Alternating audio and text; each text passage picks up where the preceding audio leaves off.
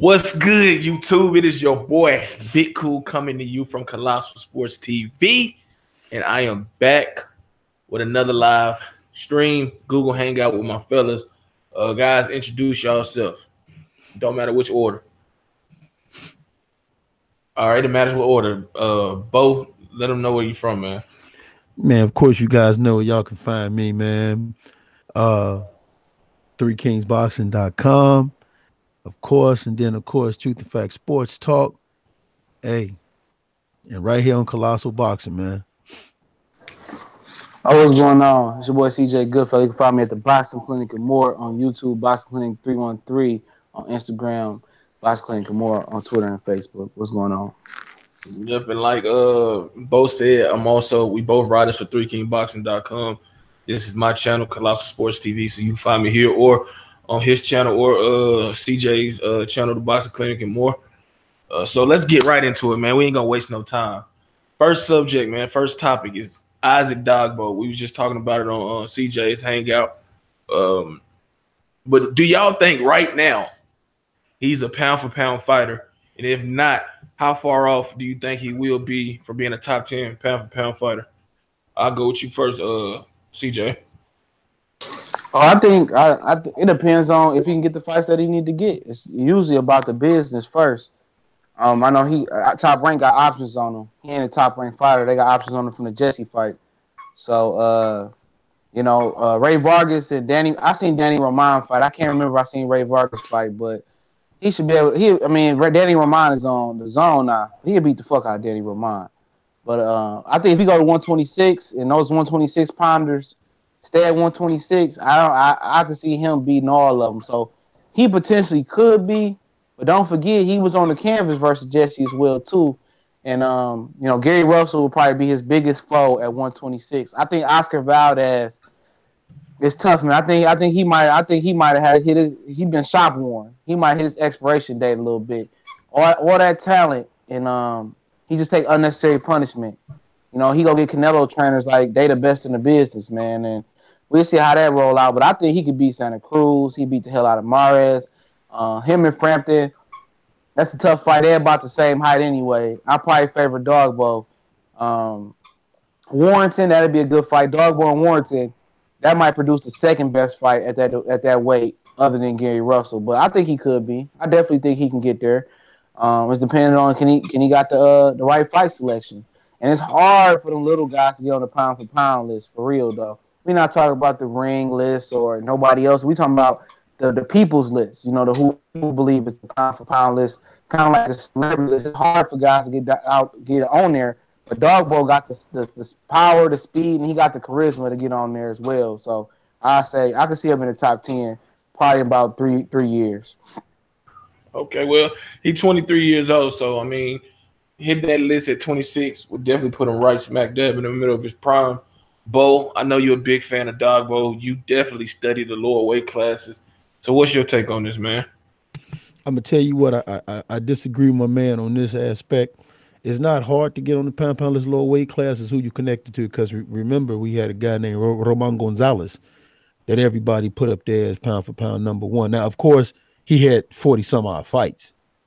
By the time I think 38 or something like that, some odd fights. He was approaching. Well, no, he was past 40 fights before he got looked at. So you got that, but and then it depends on who you connected to and who you with. But I do agree with him as far as fights, and I'm glad he said Gary Russell, because at first he said he beat guys in 126. I'm like, hold on, wait a minute. But so yeah, he mentioned Gary Russell. Now I will agree. I think if you look at Isaac Dogboe when he first fought Juarez, and you look at what we saw last night. Now, of course, people are going to say the level of competition, but it's not that. What I look at is, because Ortega's still ranked number 6, but what I look at is the fact that he's one of those guys that, which is what I like, when you realize that you don't deserve to be in a ring with me, I'm gonna get you the fuck out of there. And that's what he did with Ortega. He went there with the intent to prove the separation between challenger and champion. And that's what I saw, what he did with Ortega. So when you look at Awasha, I think it's a good fight. I believe I'm with you on Ray Vargas.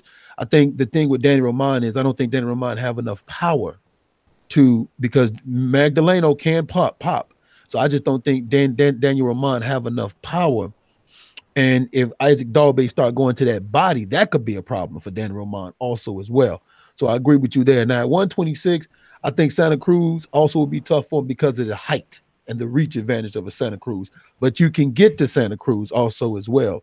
Carl Frampton, I agree with you. That matchup is pretty good. Josh Warrington is an interesting matchup. Now, Josh Warrington, Carl Frampton is going to fight. And I think the winner of that, fight will probably be if he was to go to 126 and Dogboe was to probably target them after Josh Warrington and Carl Frampton fight. If I'm anybody at 126, I'm gonna target the winner because that's a fight where the winner will be softened up for the next challenge. Oscar Valdez, I'm not a firm believer. I'm just not sold on Oscar Valdez yet, man. He still got a lot to go. His last performance was lackluster. But you got some challenges there too. That's not just champions. You got Luke Campbell. Luke Campbell's pretty good. You got Kid Galahad. So can he be it? If the question is he a top 10 pound for pound fighter right now? In my honest opinion, no, he isn't. I don't think he is. I don't think beating Juarez and I don't think beating Jesse Magdaleno puts you on the top 10. But I think if he can get like a Daniel Oman and a Washa and win 3 of the belts or even become undisputed, then you have no choice but to put that man on the pound for pound. But right now, nah, he's not a top 10 pound for pound just yet. He's in my honest opinion, man, he's 3 fights away, depending on who those fights are. But he's 3 fights away from being on there. Now, if he goes to 126 and he fights Gary Russell and beat Gary Russell, then you have to put him on the top 10 pound for pound at that point. So let's talk about that. Let's talk about a couple fights because my boy CJ, he posted a video earlier, and he posed that question to me on this hangout just a few ago. Who would you favor in a fight at 122? Your Cuban, your fellow countrymate, Guillermo Rigondeaux versus Isaac Dogboe. And I want y'all to kind of go back and forth on this because, of course, you both being Cuban, you a big follower of Cuban fighters, and the sport well, and it's likewise with CJ. So I want your opinion first, then I want CJ to jump in. Okay, who would I favor between Isaac Dogboe and Guillermo Rigondeaux? Mm-hmm. Right now, at this moment, of course, I have to favor Isaac Dogboe. Guillermo Rigondeaux has not fought. I don't know what the effects of the Lomachenko fight has done to him mentally, psychologically. I don't know what that fight has done to him because remember, he quit. And that does something to you. It really does. Guillermo Rigondeaux is older now.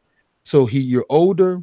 I don't know what your mental makeup is. You haven't been in the ring in a very long time. And here's something that I want to bring to people's attention. I don't care how skillful you are. Iron sharpens iron.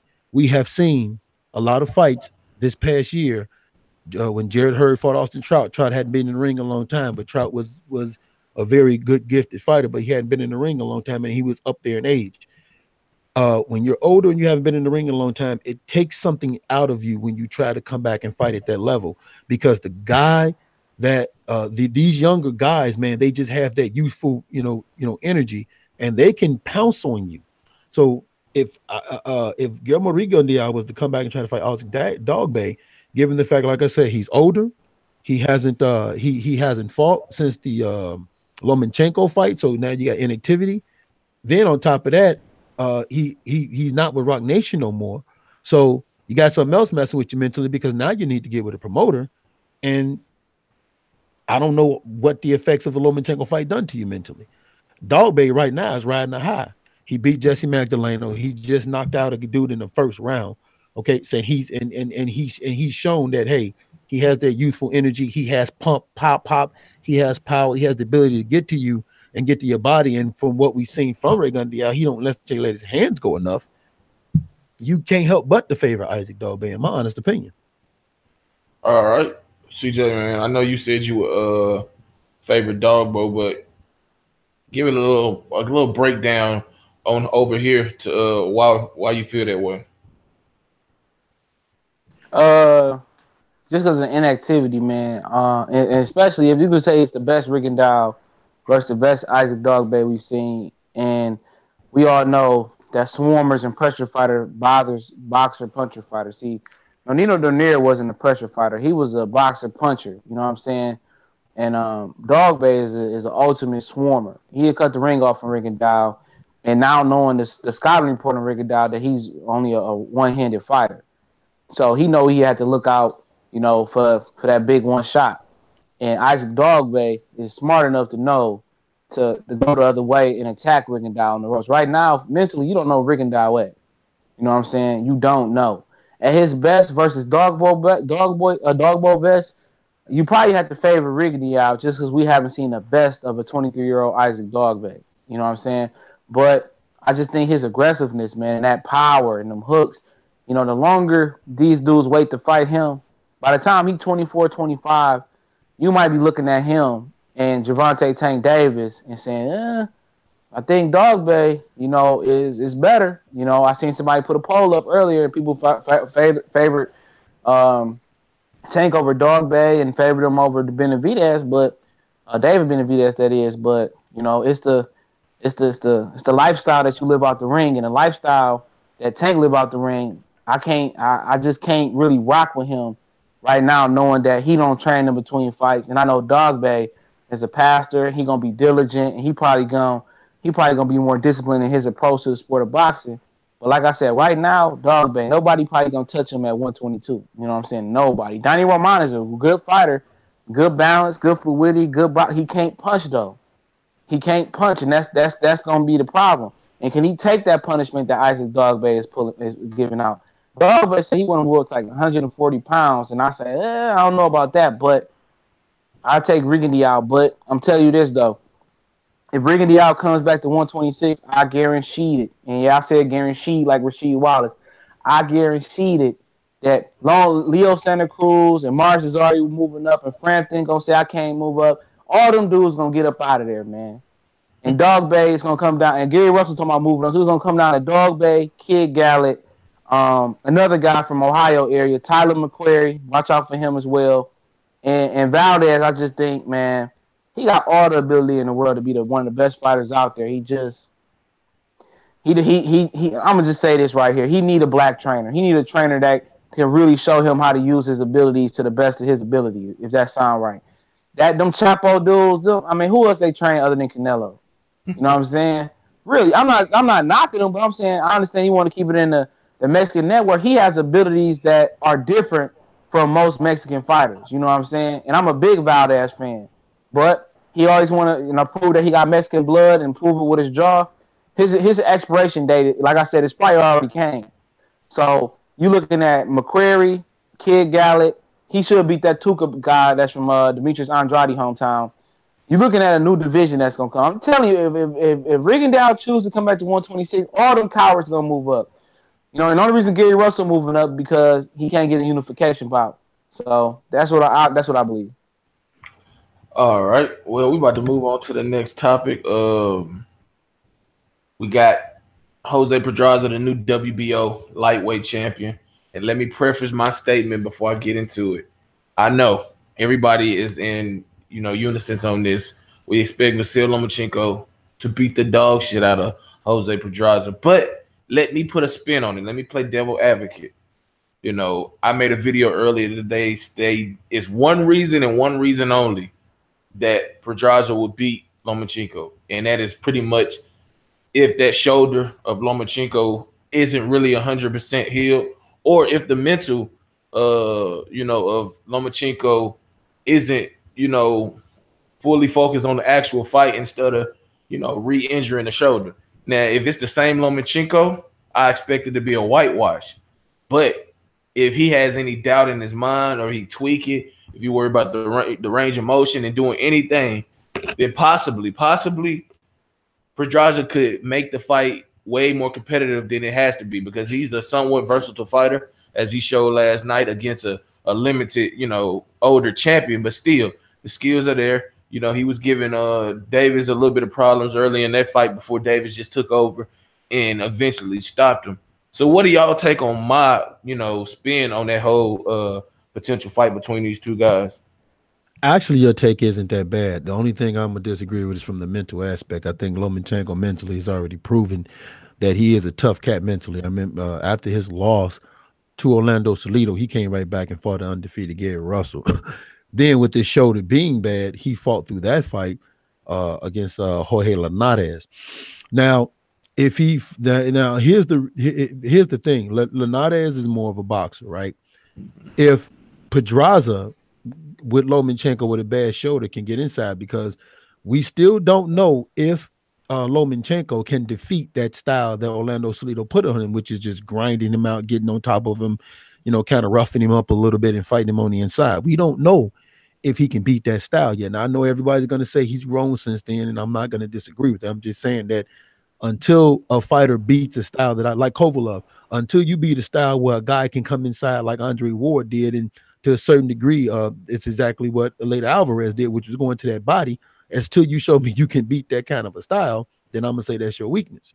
So Pedraza has the ability, like you said, if the range in that shoulder isn't right, and Pedraza starts going inside on him, getting him in the corner, trapping him, and start going at him, yeah, he stands a chance.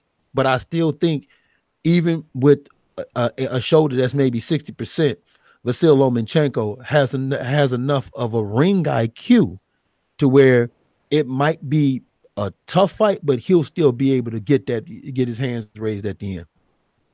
All right, CJ, what's your take on my spin on that whole potential fight? Lomachenko beat on one hand. That's my spin on it. He still beat on. Well, Jose Pedraza ain't shit, man. He looked good sometimes and he looked slick, but he ain't got it, man. That one tall guy, man, you could arguably say he beat Jose Pedraza. He had a cut on his eye. Can't remember the Mexican guy name. You know what I'm saying? He let a 21, 22-year-old Tank beat him down. He struggled with Cherry. I mean, even if Lomachenko tweak his shoulder, I think he's mentally strong enough to go ahead and, outpoint on one hand if you have to. Remember that one guy on the Contender? I think it was an older Contender. He beat the dude with one arm. That's what it's going to look like. Beat him with a jab. But like I say, like Bo said, that style, he ain't beat that style. And you know who bring that style to the table? Tank bring that same style. Tank ain't as seasoned as Orlando Salido. Salido obviously fought a lot of guys, and Juan Lopez and Robert Guerrero, which was took away because he had something in his body. He beat a lot of guys, you know what I'm saying, and with that very style. But Tank, the longer Tank hold out, and the older Lomachenko get, and the more banged up Lomachenko get, them limbs ain't gonna hold up too much longer. You can tell he already out his scope of support right now at 135. He pushing it to the limit. You know what I'm saying? And you get a Tank that's why he 25, 26 years old and under, living that life he living, eating prawn and shrimp and lobster and getting the baller belly with Adrian Broner. He'll be able to sweat that off in camp. He better right in that time span he can be able to compete with Lomachenko. And by that time Lomachenko be in his 30s, so Lomachenko ain't going nowhere. He gonna be the king of a boring weight class. 135 has been boring for years. At one point, Brandon Rios was the guy until Ricardo Abreu, who got robbed, beat him. And then it was Miguel Vasquez and all them down there. That division has been bad for a long time. Crawford stayed there for a minute, got a belt and left. I mean, you can remember Peterson and Rios with the low blows. That division, ain't nobody really came that division and did nothing for some years now, man. And, Lomachenko if he can't get Mikey, if Mikey really go on a suicide mission versus Earl, he gonna be a guy that's just gonna be fighting guys. Hopefully, some guys from 130 come up to 35. But it was better for him to stay at 130. He didn't have trouble making it. He was physically strong and dominant there. I didn't really understand the thinking to make him go to 35. Wasn't nobody special there. You know what I'm saying? But shout out to Jose Pedraza for doing what he got to do. But he ain't got no chance versus Lomachenko, man. Lomachenko could lose that shoulder that night and still beat him. Well, one of the reasons why he went from 130 to 135 was getting fights. When you look at 135, you got at that time Burchelt, you had some of the other organizations had their champions holding belts, and with top rank with Lomachenko, man, there's a time frame because, like you said, he is older. Like I think he didn't turn pro until he was 27, 28 years old. So you know what I'm saying? There's a ticking clock for him. So they moved him up to 135 because of the opportunity for Lomachenko to fight Jorge Linares. And like you said, now I do agree with you as far as 135 because, like you said, so many people, Rance Bartholomew, so many people was at 135 and kind of moved up because, honestly speaking, 147 on down. If you look at 147, and 147 is very, very stacked. 140 is getting to that point where it's getting stacked. But once you get past 147, you're only gonna have like maybe anywhere between 3 to 5 guys we talking about. And so, yeah, that's the reason why it's harder for some of the lighter weight division guys to get noticed, because a lot of guys ain't being talked about. But as far as him going past 135, no, man, I agree with you on that. Lomachenko shouldn't go past 135, because now you're getting to a point where guys are bigger, guys are more physical, and will your power and ability carry up to that division with that extra weight on you also as well, because extra weight makes you slower, so your reflexes are not as good. So I definitely agree with that, man. All right, let's talk on a subject that's been talked about. We're gonna add some in because CJ mentioned Mikey Garcia and his potential suicide mission, if that's what you want to call it, and his sole desire to want to fight Errol Spence. Will Mikey be doing himself a disservice by jumping up to welterweight, getting potentially fucked up in the worst way, and then potentially having to drop back down to 135 to face Lomachenko and what will probably lose his luster? Because after you going up 12 pounds to a division you have no business fighting in, but getting your ass beat, that's going to take something out of you. We all know that.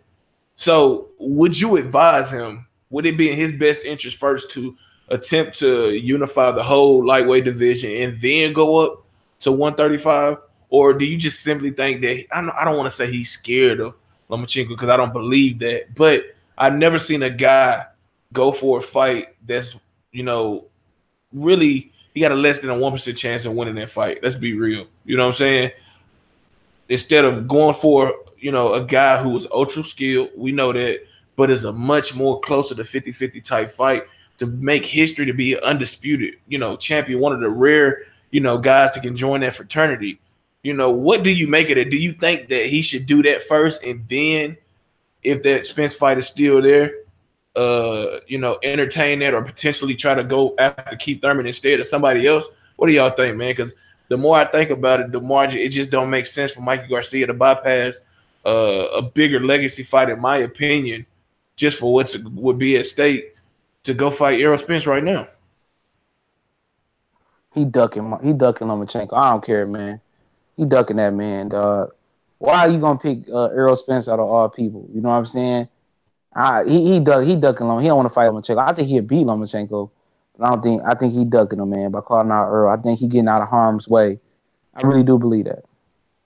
Go ahead, Bo. Man, I don't think he ducking Lomachenko. I think the problem that you got with Mikey Garcia is a free agent. And what Mikey Garcia want to do right now is take big fights and get big money fights that's going to bring him some big money. Here's my thing though, and I hear everything that you're saying, Big Cool. I think Mikey Garcia. Now, me personally, until I actually see this, I'm just kind of skeptical, because the reality is, when Mikey fought at 140, he looked a little soft around the belly when he fought at 140, when he took on Sergey Lipinets, okay? And then when Robert Guerrero revealed Mikey really don't do sit-ups, he just do a lot of running. I think Mikey think he has the ring IQ to expose some of the things that Errol Spence does wrong. And if he can go to 147 with his ring IQ and I guess sort of have some type of physical intangibles, then maybe he can compete. But I'm with you as far as I'm thinking, I need to see you take a few fights at 147 before you test that Errol Spence.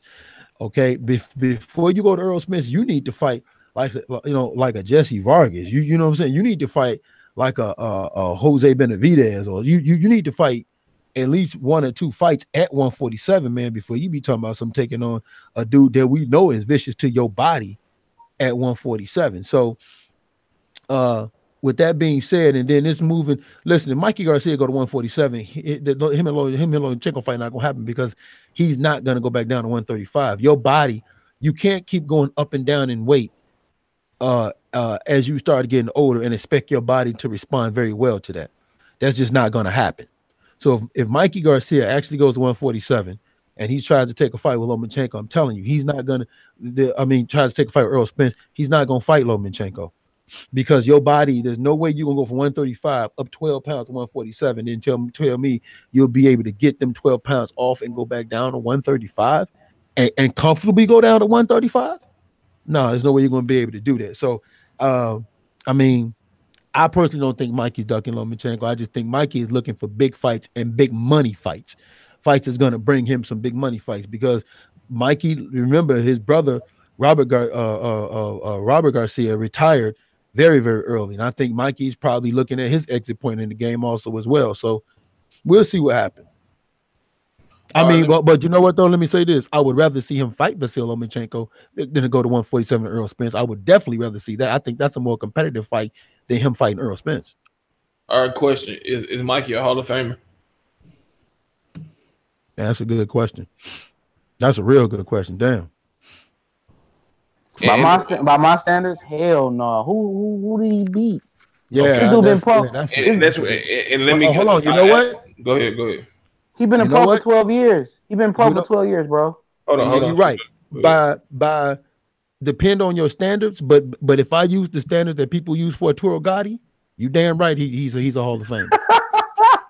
Everybody always throw that into the conversation, not too. That's a fair conversation. Arturo Gatti was not a fucking Hall of Famer. Exactly. The reason I asked that question is, and I just thought about it. Now, which fight is gonna get him to the Hall of Fame? Y'all both saying no, or you don't know. You're on the fence. I'm gonna say I feel a Lomachenko fight in an undisputed lightweight title fight will get him to the Hall of Fame. I know that sounds like, well, you beat Spence, but honestly, and I love Errol Spence as a fighter, but it's Errol Spence he haven't really beat nobody. I don't care if you he hasn't, but if Mikey go to 135 and beat him, then you have to consider that. You have to consider that as part of Hall of Fame. Well, I hate people say that. Oh, Earl ain't beat nobody. Who did Lomachenko beat? You can put an asterisk by every fighter Lomachenko beat. No, what I'm saying, CJ, I said it not to say he ain't beat nobody, but people, this will be a huge victory for Mikey. But I'm gauging it amongst history. At the end of the day, it will still be historically, it'll be a big victory if he could get that. But if he was to beat Lomachenko, a guy that people already put in the Hall of Fame, people got in the top pound for pound guy. People, he the fastest, champion to win 3 titles in 3 different weight classes, and you would win that. If you would defeat him, you would win all the belts at 135, and that will put you right there on that path to being a Hall of Famer, or push you over the line compared to just Errol Spence. What you gonna do if you get, or say you beat Errol Spence? But basically, your question is which fight is more meaningful for him for his career. Mm-hmm. That's basically what it is, yeah. And I think Lomachenko fight. It's up for undisputed. As far as the belts, it's 2 best in the division. As far as welterweight, you don't know who the 2 best in the division is in welterweight. Consensusly, Lomachenko and Mikey is the 2 best lightweights. Have you rank them 1 and 2? There's no other people competing with them. Welterweight, people still believe Keith Thurman. Some people believe Terrence Crawford. Some people believe Errol Spence. If you're retarded, you believe Danny Ashawn. It's still options. They haven't rumbled yet, but that's the pinnacle of a division, of a historically great division in lightweight. So obviously, it's going to be the Lomachenko fight. It's more meaningful, and to get him to the Hall of Fame.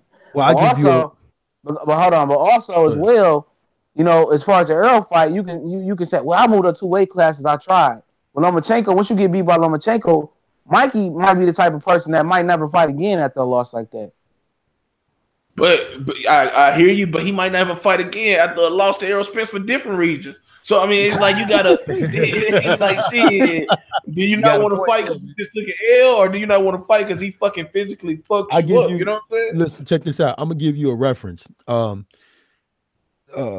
There was always this argument about Andre Ward, right, being a Hall of Fame because people felt, hey, he didn't do nothing after the Super 6 and they and all these questions, right? But when he fought Kovalev and Kovalev had all those belts, so when he fought Kovalev and beat Kovalev with all those belts, that in a lot of people's eyes propelled Andre Ward, first ballot Hall of Famer, man. He beat Kovalev, who was a top 5 pound for pound guy. Kovalev had all the damn belts and he beat him. So that's the same situation we talking here. If Lomachenko winds up fighting Jose Pedraza and wins, and Mikey Garcia fights Lomachenko and beats him, and you become undisputed. So now you have all the belts versus going up to welterweight, where there's still questions of who is the man, because the reality is once Terrence Crawford went to welterweight, okay, then it really became a question. Well, who is the man? Because Crawford is up here now. Crawford has a belt. We know the kind of dude Crawford is, and the fight that people want to see is Crawford and Spence because they think that between that fight that'll determine who's the man at that division. So if since you have a division in a situation where like there's questions about who is the man. Now, if Errol Spence was up there and Errol Spence had 2 or 3 of them belts and Mikey Garcia went up there and beat him, or Errol Spence was considered the boogeyman and nobody was there and he went up there to beat him, then for sure you can say, man, you have to consider that. But the more meaningful fight, in my honest opinion, that will put him in the Hall of Fame, of course, is VASYL Lomachenko. However, going up 2 weight divisions and fighting an Errol Spence could also propel him into the Hall of Fame because he's going up 2 weight division. He's the smaller dude, and Errol Spence is the bigger guy and the bigger puncher. And you'll have a lot of people that'll look at that and be like, man, especially if he outclasses Earl, he uses his smarts and outclasses him. A lot of people will be pushing for that. But for me, honestly, I would rather see him. I think the path is a lot. It depends, man, because people are so fickle with this Hall of Fame picking now that it depends, man. And it's just sympathetic, you know what I'm saying? They're going to give him a moral victory if he go up there and get beat up, which he probably most likely will, you know, if he fight Errol Spence. And it just seems like boxing has gotten soft in terms of just throwing out, you know, accolades and giving the highest of honors to these fighters for going in there and not being as skilled, but, you know, willing to sit in the phone booth and slug it out until they knock a couple brain cells, you know what I'm saying? So because he went in, you know, hold on, man. You know, let me say something a lot of people ain't gonna like. In today's world, man, winning the belt is not hard. I'm just keeping it real. Winning the belt today is not hard, man. Dude, you fight Sergey Lipinets for an IBF belt, and that's attached to your register. Oh, well, he won, you know, 3 titles in 3 different weight classes. Okay, but who did he beat? Because if you went to 140 and you fought the weaker dude instead of the stronger dude, come on, man. Like, are you telling me you should get overwhelmingly credit for that shit? Well, I mean, people looking at, you know, one of the guys we talking about, we want him to fight, Lomachenko.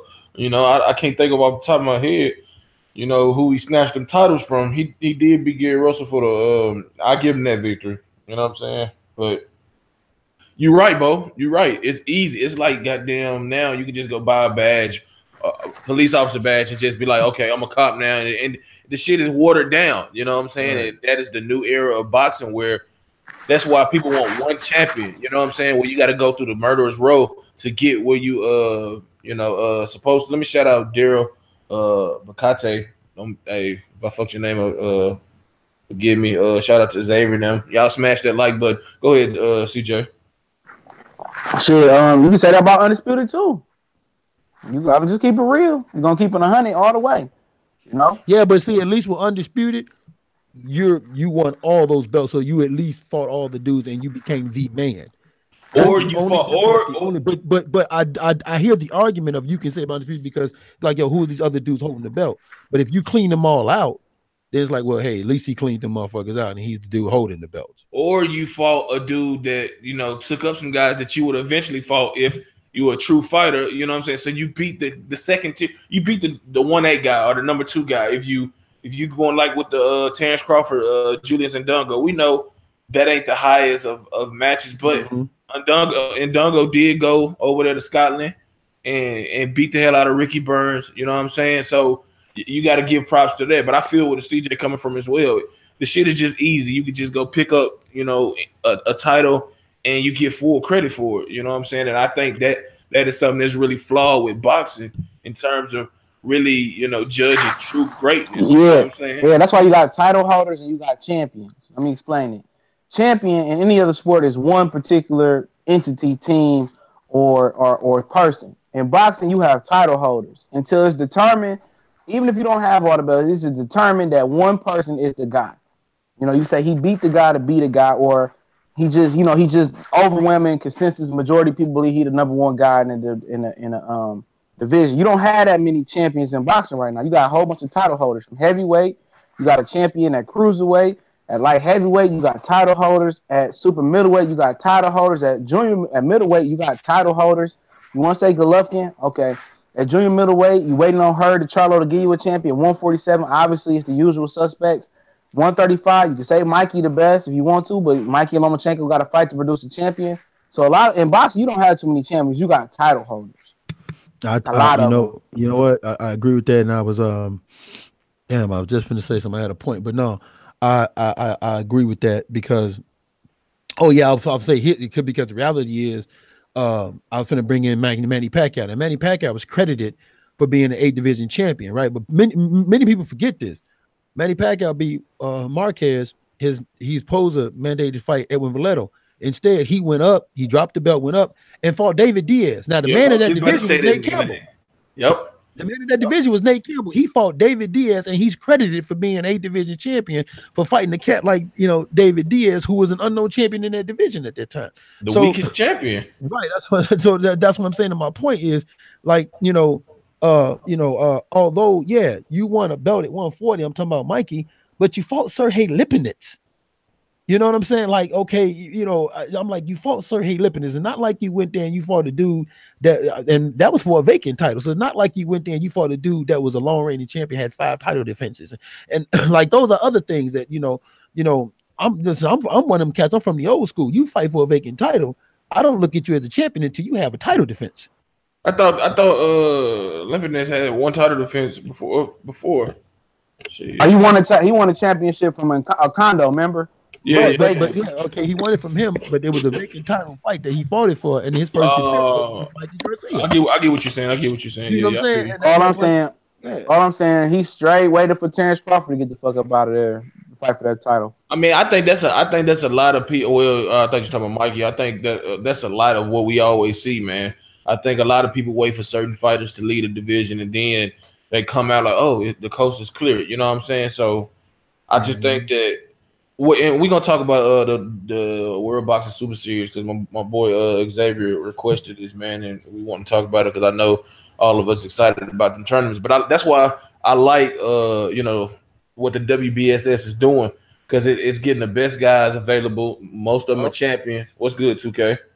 What's good, fam? Right, and that's another thing about that. With the exception of the super middleweight division, that's the good thing about that WBSS is like my man was saying, you got champions and you got guys that are title holders. If in that that cruiserweight division, you had a champion. Yep. When that tournament was over, you had a champion. You didn't have no more title holders. You had a champion. So pretty much what we was talking about 2K is the more meaningful fight, and I know you're being agrees with all of us. We talking about Mikey Garcia going up to 147 to face Errol Spence instead of facing VASYL Lomachenko, and we just pretty much talking about what's a more meaningful fight. Bo is making the case that Mikey looking for the big money, big paydays, and I'm thinking that as a fighter, when you that close to being potentially undisputed, you choose the legacy fight, win that fight, and have way more big monetary options afterwards. What's your take on that, man? If you was his advisor, if you Al Heyman and Mikey coming to you and he's like, look, I want Errol Spence, but you saying you got Lomachenko, a guy that's much more beatable, what you gonna tell him to do? Well, I did a video on this. This is actually the last video I put on my channel probably about 3 weeks ago. And to answer your question, if I'm Al Heyman, I'm looking at the marketability of my fighter. The opportunity to have my fighter look better in a win, let's say a better win in which it's more foreseeable. You know what I'm saying? If I'm him, I'm saying, nah, don't fuck with Errol Spence. Go for Lomachenko. Plus, Errol Spence is another guy that he's advising. So, that pits one fighter against another fighter that's within his stable. So I'm going for Lomachenko. I'm trying to cut the head off of one of Top Rank's top guys, right? Mm-hmm. But as a analyzer of the sport and a person that covers it, from Mikey Garcia's point of view, I understand why he's going for Errol Spence. You know what I'm saying? This would effectively make him a 4-weight champion if he defeats Errol Spence. 5-weight champion.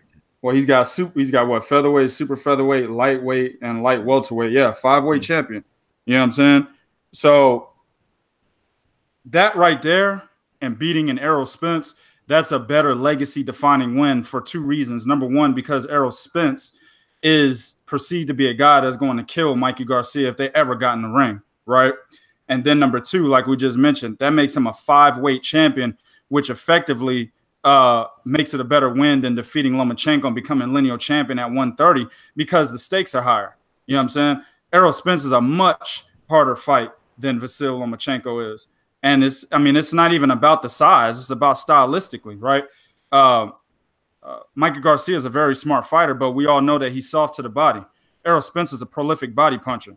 So that style, if you look at the styles and what Mikey Garcia has given up in terms of weight advantage, strength and the ability to get beaten to the core, you know what I'm saying? Because his core is weak. Man, that is a much more difficult fight on paper. You know what I'm saying? Now, and they get in the ring, Errol Spence can have a mental breakdown like Oliver McCall, you know what I'm saying? And we might just get a fight that we not think is going to happen. That could happen. But if you're looking at it on paper, Errol Spence is a much more dangerous fight. You know what I'm saying? So if I'm Mikey, I definitely understand why I would be calling out Errol Spence over VASYL Lomachenko. But if I'm Al Heyman, I'm advising him to go for Lomachenko. I'm gonna ask you. I asked the other 2 guys on here, other 2 fellas. Is Mikey a Hall of Famer right now? Yes or no? Right now, listen. Barry McGuigan's a Hall of Famer. Arturo Gotti's a Hall of Famer. Yep. That's what I said. So, but if this motherfucker don't get in with this just right here, hey man, I don't know, bro. They need to see, I don't like talking Hall of Fame talk because they actually need to redefine it. There's a lot of motherfuckers in there that shouldn't be in there. And no, rest in peace to Arturo Gatti. But this guy never really did anything but give us wars with a guy that already had 11 losses before he fought him. You know what I'm saying? So other than that, there's really no reason to put a guy like him in the Hall of Fame. Barry McGuigan is probably the most overrated Hall of Famer in the Hall of Fame. What's the other one? Ingemar Johansson, who got murdered by fucking my man Floyd Patterson at heavyweight. He did beat Patterson once, but I think Floyd beat him twice. And one of them times, he brutally knocked him the fuck out. You know what I'm saying? Ingemar Johansson's one of the most overrated as well in the Hall of Fame. So they need to redo, how they do these votes and who they're putting in. Those 2 guys I just mentioned at the end, Johansson and McGuigan, is really just because they're very popular in their region. McGuigan's one of the most popular Irish fighters out there. You know what I'm saying? And that's why they decided to put him in. And of course, Arturo Gotti's in there just because of his tragic death. I mean, let's just be real about it. You know what I'm saying? So if we're going by the scale in which they vote fighters in today, hell yeah, Mikey Garcia is a fucking Hall of Famer 2 times over. But if we redefine that scale, it might be a little bit harder to put him in. Do y'all think, last question, yes or no, do y'all think this fight might be his exit plan? Because we know Mikey Garcia, if he gets Spence, I'm talking about, he always said he wanted to retire early. Do you think this might be the fight he looking at? I win and go home, or shit? Hell, if he lose, he can go home too, because Errol Spence might fuck him up permanently. I mean, do y'all think that's probably the angle that nobody been thinking about? That this just could be the fight he looking for, then hang him up? That's a possibility because, like we just mentioned, this makes him a 5-weight champion. I mean, just look at this motherfucker's resume ever since he left Al Heyman. I'm sorry, Bob Arum. You know what I'm saying? You got Dehans Letition, and that gave him the belt at 135. You got Adrian Broner. That was the best win of his career out of all the fights he's had with Bob Heyman. That's the best. Yeah. That's the best win of his career, Adrian Broner. Okay. I don't know if that's a good one. Not to cut you off. I don't know if that's saying something now, but go ahead. Yeah, man. Look at his resume. And before that, it was probably arguably Orlando Salido. You know what I'm saying? Juanma Lopez. You know what I'm saying? Adrian Broner is the biggest win of his career. Then you've got after that, Sergey Limpinets gave him a belt at 140. You know what I'm saying? Then you got Robert Easter Jr., which is probably the second biggest win of his career. Now, in terms of stylistically, that's the best one of his career. Robert Easter Jr. is the most dangerous opponent in terms of what he brings into the ring stylistically. Don't think about what you guys saw in the fight. Think about stylistically what he brings into the ring. A motherfucking 8-inch height advantage and a 7 or 6 inch reach advantage. Look at that. You know what I'm saying? And the fact that he can box from the outside. He was just, Mikey Garcia was just smart enough to be able to nullify that, right? But if you think about stylistically, Robert Easter Jr. was the most dangerous opponent in his career. Adrian Broner's the best win simply because of popularity, right? And then you got fucking Errol Spence possibly right after that. Man, this nigga's resume is ridiculous when he left Bob Arum. Ridiculous. Well, shit. We're going to move on to the next topic, man. Tyson Fury. No, hold on. Wait a minute. You missed one. We also covered something about Isaac Dogboe. Do you think he's a pound fighter right now? You want me to speak on that? Yeah. No, that's something he asked us earlier. Oh, yeah. Damn, that's a hard one, man, because y'all know I haven't done my pound for pound list. And when I do my pound for pound list, it's not just all popularity, man. I look at all 17 divisions. You know what I'm saying? A lot of cats won't even put Kosei Tanaka on the pound for pound list right now.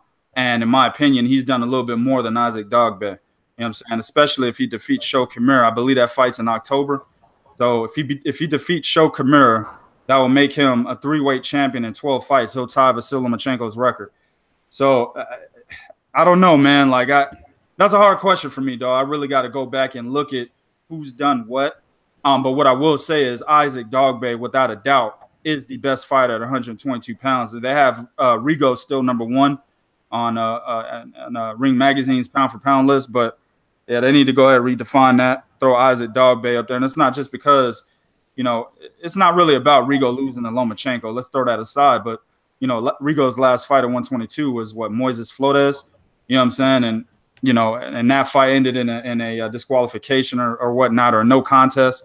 Before that, I believe it was Jazza Dickens, and before that it was Drian Francisco. You know, I know he was the boogeyman, you know what I'm saying, at that point in time. He still kind of is.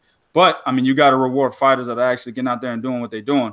And Isaac Dogboe, man, right now, 122, he's the best. Well, speaking of Rick and DL, we also talked about it earlier. Who would you favor between him?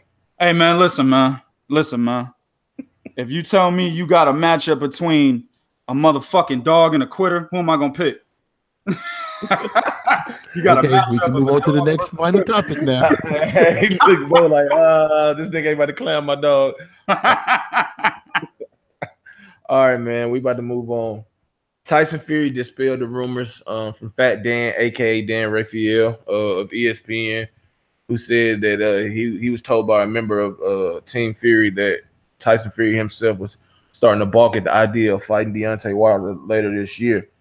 And while it's good to hear that he put, you know, those rumors to sleep, do you truly believe Tyson Fury? Because we know he's unpredictable. He might decide to go snort an 8-ball right now and go on the bench and just say, fuck it. You know what I'm saying? Because he also announced that he got his 5th baby on the way. So congratulations to him. But that motherfucker might be snorting the 8-ball right now. So do y'all believe this man? Are y'all going to give him the benefit of the doubt and say that he going to go through with the fight? I'll let you start, 2K. Listen, Tyson Fury is a smart guy. He's not an idiot by any means.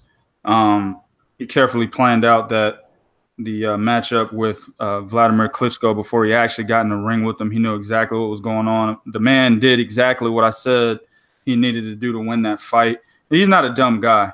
And to me, if he's not a dumb guy, then he understands the prospect of the idea that he needs probably 1 or 2 more fights before he jumps in the ring with Deontay Wilder. And he's actually even expressed that. He's talked about in the past needing at least 1 more fight before he gets in there with Deontay Wilder. So while I don't peg him as a guy to be like Terry Flanagan, you know what I'm saying, come up with a phantom leg injury. You know, this, if you guys don't know what I'm talking about, this is what he did before he was supposed to fight Felix Verdejo, and he's probably smacking himself in the face because Verdejo went to lose his next fight right after that. You know what I'm saying? But he ended up, you know, skipping out of the 135 title bout with Verdejo, moved up to 140, ended up losing to Maurice Hooker. So I don't see Tyson Fury doing that. You know what I'm saying? But you never know with these guys, man, and understand that these promoters are involved in a lot of the decision making, a lot of the how do I say, gimmicks and shit that they may push out there in order to keep things from happening or to get things to happen. Frank Warren just signed him, so understand that Frank Warren is going to try to maximize his investment. You know what I'm saying? So I think this is what this is going to be his 3rd fight under Frank Warren. If it is against Deontay Wilder, the thing is, if those guys talked about, you know, Tyson Fury only signing a 3-fight deal with Frank Warren, and then after that he was going to retire, then this is going to be the fight in which he ends his legacy on. You know what I'm saying? But if he's trying to continue on after this, then I would expect them to do have a little bit more due diligence to get him in the ring with somebody else that's a little bit better than fucking Sefer Safari and Francisco Pianeta to get him ready for a Deontay Wilder. But who knows, man? There's a lot of gray area in this issue, dog. I say it like this: if both sides didn't have any discussion or mention, like, look, you know, we willing to put the fight off to next year, and if Tyson Fury pull out and the shit comes out to be that it wasn't legitimate, I think nobody will fuck with him unless he a mandatory. That's just me. Anthony Joshua already don't like his motherfucking ass, and I know Eddie Hearn, as much as he loved money, he wouldn't dare negotiate with Frank Warren, go through all the bullshit they're gonna have to go through to get a deal just to have the motherfucker pull out the week of the fight. And I know Wilder will be burned for a second time, you know what I'm saying? So I think if he do this shit and nobody really, you know, it wasn't talked about both sides, like, look, maybe, you know, we could kind of have another fight in between. You fight Brazil, he fight another motherfucker, and then we'll fight, you know, top of the year. I think the only way he'll ever get a title shot is if he's the mandatory, because ain't nobody gonna want to fuck with him no more, man. Yeah, I agree with that. CJ, what's your take on it?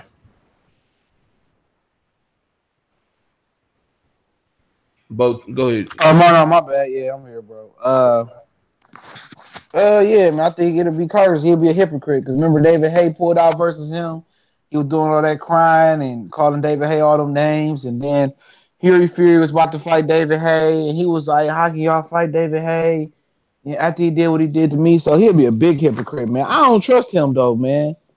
I don't trust him, man. You know, ever since he shot that stuff up his ass and then try to sniff coke and try to cover it up, man, I don't trust Fury, man. I was a big Fury fan before the Fury hype train came. When he was talking all that junk to Brother Nas and Steve Cunningham, and Cunningham stretched him.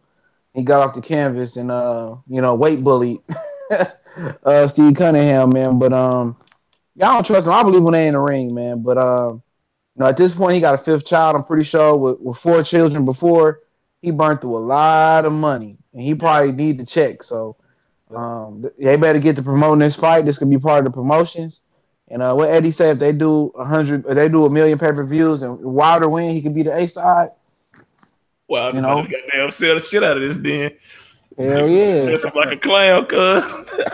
Yeah, he better.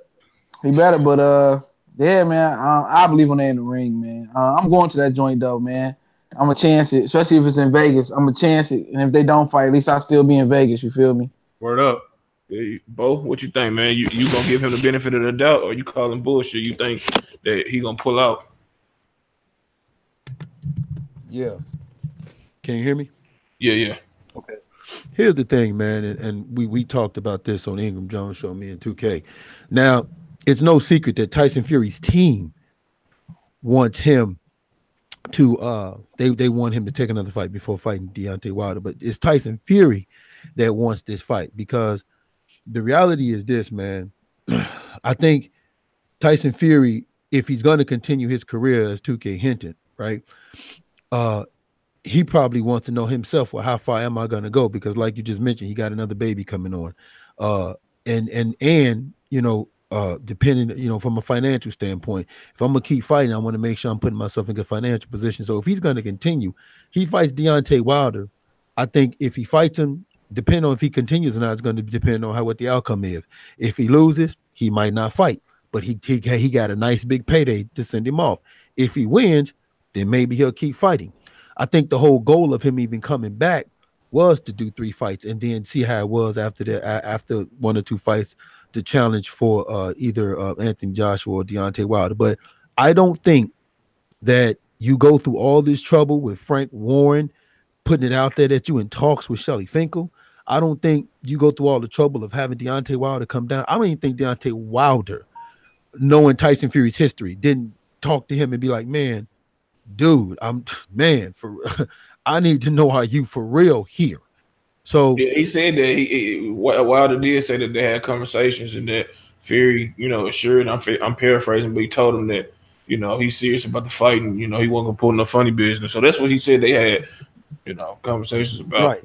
And Tyson Fury. Now the good thing is Tyson Fury took to social media to dispel the rumors. He came, you know, he could have just kept quiet and left everybody guessing. No, he came out to dispel the rumors. So I think that cloud is always going to be there, and I think it's only there because you have people, for whatever reason, don't want to give this fight credit for who, like if Wilder wins, they don't want to give him credit for beating the dude in the first fucking place. So you got people that's even buying this and believing this because they either don't want to give Deontay Wilder credit, or they don't even want to believe that this is what's going to go down right now. Just like when Wilder was going to fight Luis Ortiz, they was like, oh, that fight's not happening. He's not fighting Luis Ortiz and blah, blah, blah, and all of that. So the only reason why this comment to me is getting the strength behind it that's getting, because look at Tyson Fury's history. I've never seen in his history where he had a habit of pulling out of fights. Now I know he had that problem where he had the situation with the Klitschko rematch, but I don't remember him having it. He pulled out twice in that rematch. Okay, yeah, and that's the only one, but he don't have a history of that. So, but I think people are you know, up in arms because around that time it was speculated that, you know, he was going through some things, you know what I'm saying? And they feel the same way now. It's always something when it come down to this. No, that was different though. That was different. Like 6 months before the Klitschko rematch, UKD notified him that he failed the drug test. That's why he didn't want to rematch Klitschko, because they was coming for that ass. He started sniffing the 8 balls and shit and trying to play the role. But that's why. But at the end of the day, he need the money. He got 5 kids. You can't tell me that he ain't burning through money though, man. Yeah, and then you ain't fought in.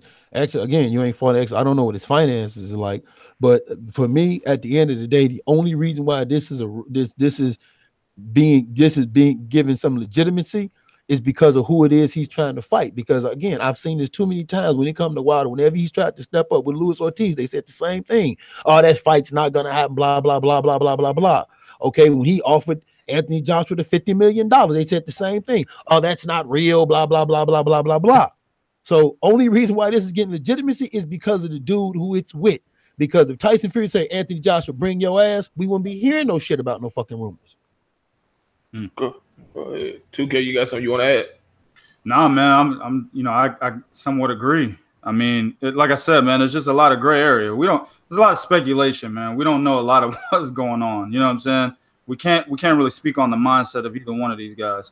Especially with that whole fucking debacle. In my opinion, I don't know if you guys are going to agree or disagree with me. I don't care. But in my opinion, the whole debacle with Deontay Wilder and Anthony Joshua, all that shit was drawn out. Everybody knew from the get-go when Andre Rybinsky mentioned Alexander Povetkin in fucking April that was going to happen. Them two fighters knew that they weren't going to be fighting. You know what I'm saying? The promoters knew that they weren't going to be fighting. And it was all drawn out. This could be a situation. They could be doing the same thing here. Drawing this shit out, you know, trying to market you know, the fight, trying to get the fans fake ass intrigue in order to help build the marketability of both fighters, man. That could be happening as well. Who knows? Now, I do think the fight will happen. I've always said that I didn't think Deontay Wilder and Tyson Fury would jump in the ring so soon, just because Tyson Fury had been on a 3-year layoff. You know what I'm saying? But when you look at how he only signed that 3-fight extension, or a 3-fight contract, excuse me, with Frank Warren, and this will be the third fight, or would be the third fight. It makes sense if he's trying to cash out, like my man TBC said, he really needs that money or not. So I don't know, man. We'll see what happens. But like I said, there's a lot of gray area. Frank Warren trying to cash him out before he starts snorting them 8 balls again and be useless.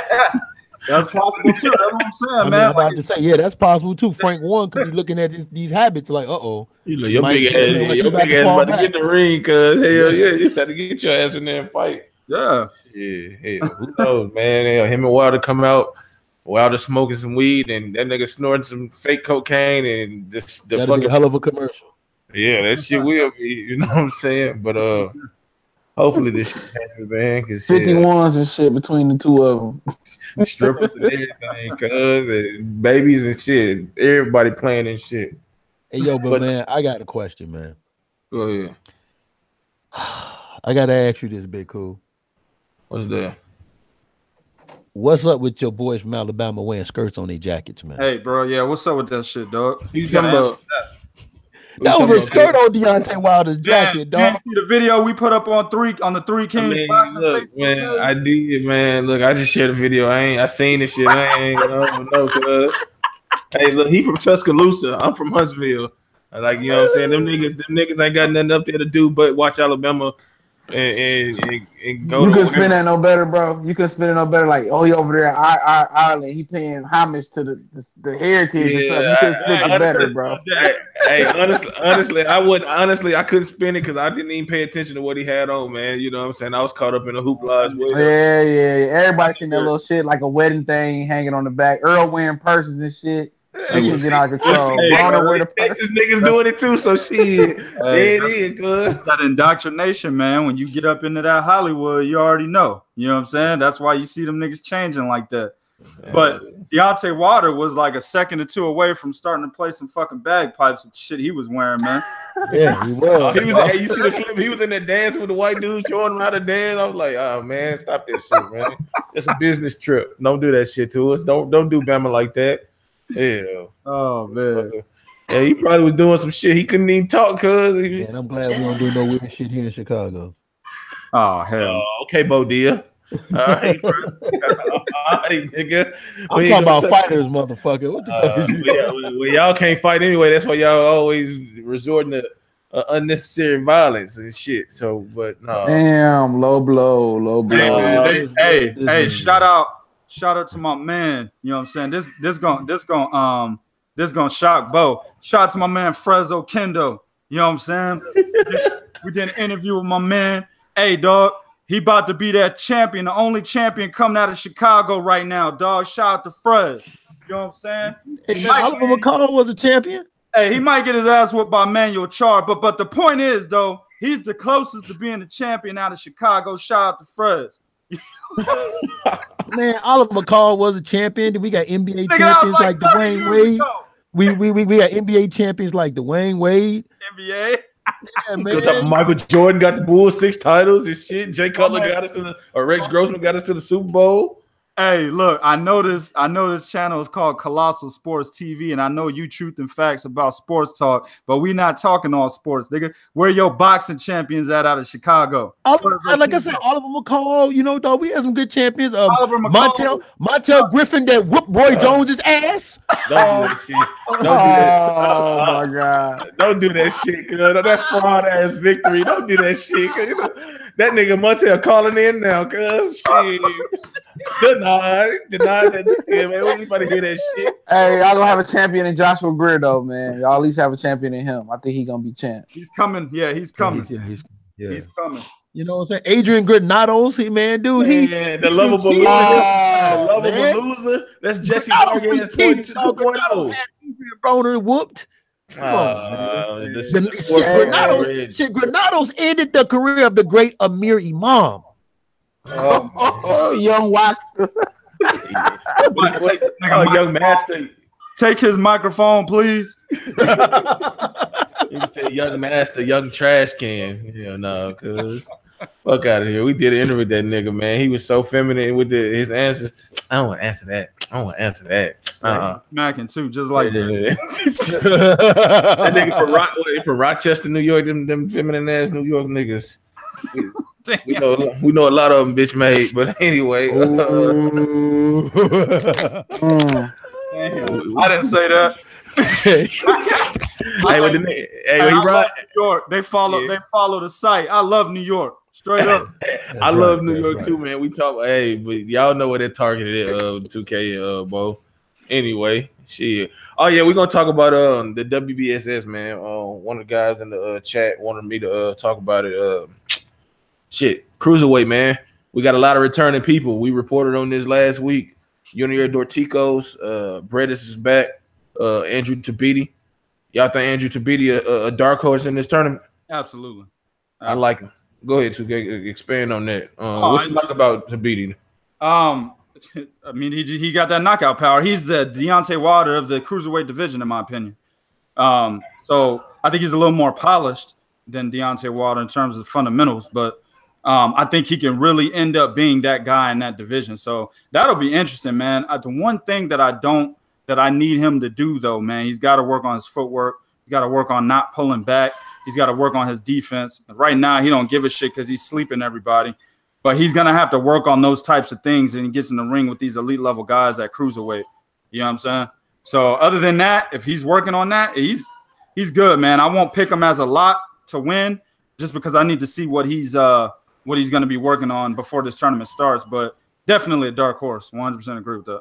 Do you favor Junior Dorticos or any of the returning champions? I don't know some of the Hell fucking no, you don't favor Uniska Dorticos. Hey, he didn't quit though. He didn't quit though. So get a man there. He didn't quit. So look. Okay, wait, hold on, wait a minute though. You ain't got to quit. The problem is he's a one-dimensional fighter that can't make adjustments, and that's a problem. I agree. What y'all talking about? Y'all talking about Gassier? No, Dorticos. Oh, okay. Doritos, whatever. No. Hold on now. Don't disrespect the man's name, man.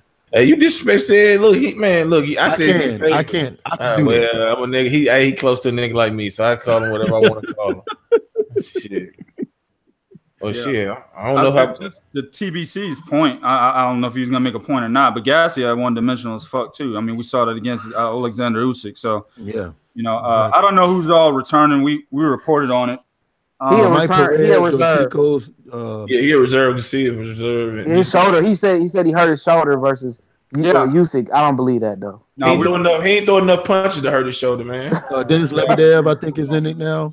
No, I ain't Lebedev. I like Tabiti, but I think if I had to favor somebody with money, I think I would favor British. I think British almost beat Usyk. That was a good fight as well. Yeah, I need to see who's in the tournament before I make pull that up. I'm going to pull it up right quick, right off the site. Did I have all 8? Yeah, I got all 8. Yeah, we got all 8. I'm going to pull it up right off 3kingsboxing.com site. Yeah, make sure y'all that's watching it, check out 3kingsboxing.com for your latest and greatest updated and unfiltered boxing news and information. You know what I'm saying? So. That's one of the articles we reported on last week. Now, I think my man Red edited it. He edited the article, and I just published it, but I didn't get a chance to read it. So y'all going to enlighten the owner right now, man. Who's in that tournament? Bo Brain pulling it up right now, but I know. Hold on.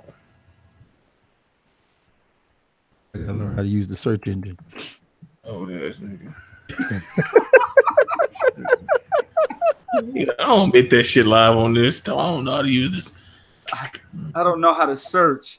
I said use the search engine that y'all got. Hurry up and get the article, fool. Don't be rushing greatness. Ain't what Tank Davis said. I'm about to get it before he do. Watch. Don't rush greatness. He probably ain't gonna go to 3kingsboxing.com. He gonna go to some other shit. Like nigga. Don't rush greatness. This fucker is slow as fuck. Damn. Yep. Look at him. He's slow, man. Yeah, you slow. Yeah, it's slow. You slow, nigga. Oh shit. All right, I'm already in there, bro. All right, man. You got it. Yeah. You got it. You got it. I don't see. Yeah, we didn't. I don't see any names on here on this particular. Nah, it was on Twitter. I seen it on. I don't think we updated because we, you know what I'm saying. When I wrote it, the names wasn't revealed until later on that week, like they said. Hold on. Oh, okay. Okay. Yeah. I know Dennis. I know that. I know Dennis Lebedev, Mike Perez. Hell no. Mike Perez. Sorry. No, Dennis Lebedev not in there either. I ain't see him. No, I remember Dennis Lebedev. Mike Perez fat ass ain't in there, bro. Yeah. Hold on. Yeah, because I want to know who in there. I know. I could have sworn I saw Dennis Lebedev.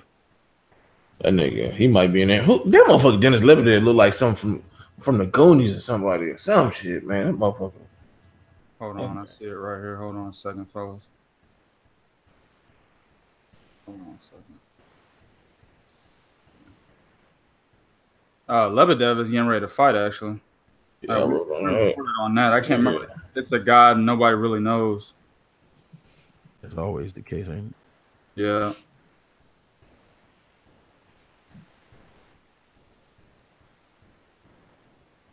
I got it, man. Let me I'll tell y'all real quick. It's British, Noel Gevor, Gevor, Gevor, Dr. Toast. Hopefully I said his name right. Versus another guy named Master Mac. His last name, Master Neck. His last name. I know who that is. Yeah. Yeah. Yeah, right.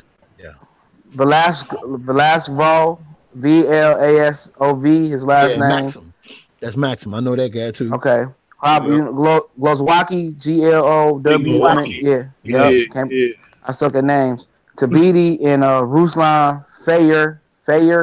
I don't know this guy. I don't know that nigga either. And 2K the rest of the Fayfer. Ruslan his first name.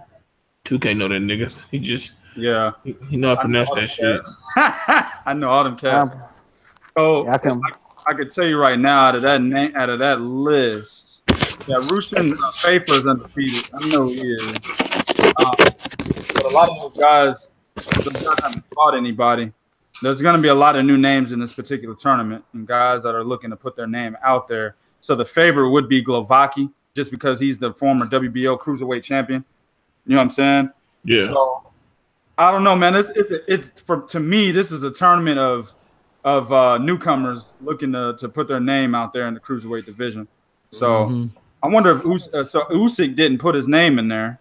No. So he'll still remain the top guy at cruiserweight, even after the winner of this particular tournament.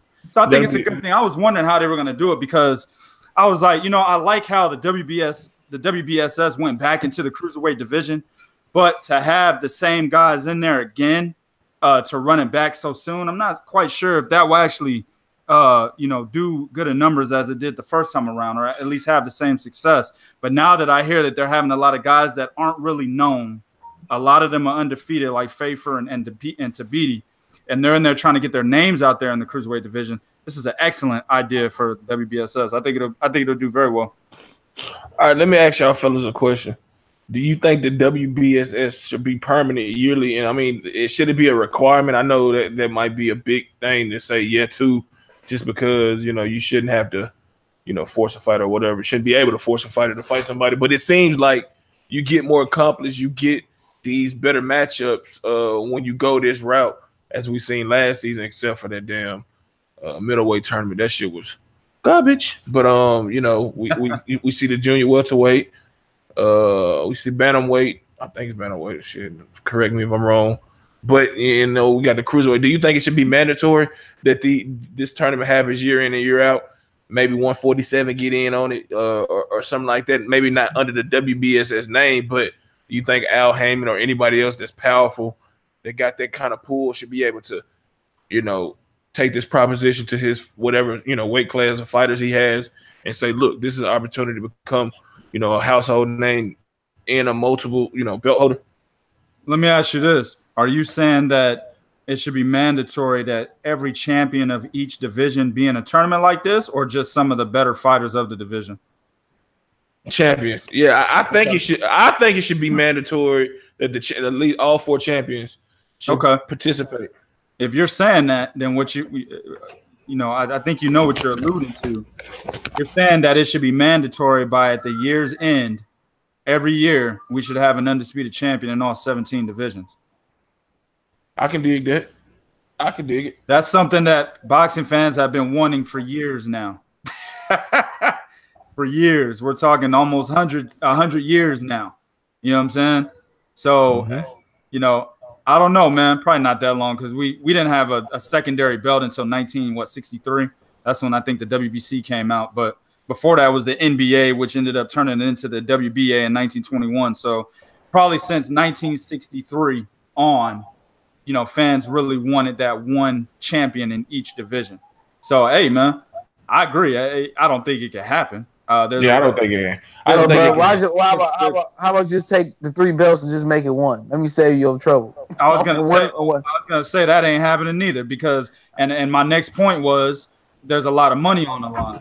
You know what I'm saying? On both scenarios, whether we have an undisputed or whether we consolidate 3 belts, there's just too much money that these organizations are going to be losing if we do that. But I want up you there as well. Make these organization bodies stationed in the United States, so they have some type of jurisdiction over all the illegal shit they doing. You might have a cleaner. Not saying you're gonna get that one champion, but you'll have a cleaner. They do right by the fighters. Right now, all of them stationed in Colombia. They station wherever they station. Mexico at. Mexico. Yeah, they get away with whatever they want to get away with, unless a fighter sues them through the Muhammad Ali Act, And the last fighter to do that was, I can't remember the junior middleweight guy's name, but he sued the WBC and bankrupted him for like $20 million. Well, let me ask you this: we don't have a governing body in boxing, so who's going to make these standalone nonprofit organizations be based out of the U.S.? Who's going to make them do that? That's true. That's another problem. Yeah, Teddy Atlas been crying for that for years. Yeah, absolutely, absolutely. Well, shit, I think that, I mean, I guess that's an idea. That's dream world right there. But I mean, I think. Hey, I had did a my bad. I had did a video, or I had an idea. I said you could have Mayweather fund the whole welterweight tournament and put so much money up. He could just promote the whole tournament, since most of them guys is free agents anyway. He could put up like $30 million to the winner, and he could just get his money back each fight, recouping the live gate. I'm pretty sure he'll recoup his money back instead of spending $18 million on a watch. How much you spend your money on, a tournament to give back, since you didn't want to pass the torch? Right. Call it the Mayweather Invitational or something. You got the people to do it at welterweight. You're going to make your money back with sponsorships and commercials and ads, however they want to do it. He can easily make his money back. Instead of spending $18 million on a watch. All them dudes a fight for $18 million prize winning for the fight, and then you get your money each fight. You can call it the Mayweather Invitational. Yeah, I agree with you 100%. But this is the thing: a lot of these guys behind the scene are looking at the future, and I talked about this on my channel. It sucks, but Mayweather created this particular game plan for a fighter that, in order to be 100% marketable to where you can name your price, you gotta stay undefeated. And a lot of these people behind the scenes, these managers, these promoters, they're harping on that. You know what I'm saying? That's the problem. But I do agree with you. It's just that these behind the scenes guys, with the mindset that they have after Mayweather, left the sport the way he did, I don't see them doing it, fam. But if he could put up $30 million, you think them guys still won't get in there?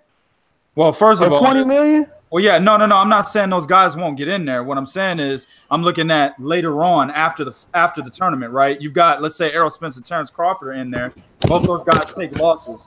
Well, now you got the guys behind the scenes worried about the marketability of both those fighters. Mm-hmm. You see what I'm saying? And then you got to understand Terrence Crawford. Oh, actually, both of them. Terrence Crawford and Errol Spence are guys that a majority of boxing fans are looking at as, okay, these guys are overhyped. They haven't fought anybody. We're just waiting on these motherfuckers to lose so we can turn their back on them.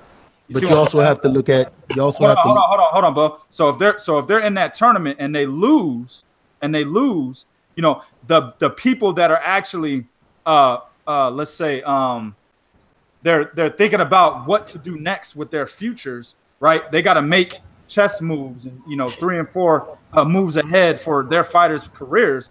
They're not going to be eager to put them in that kind of tournament to risk their marketability. You see what I'm saying? Go ahead, Bo.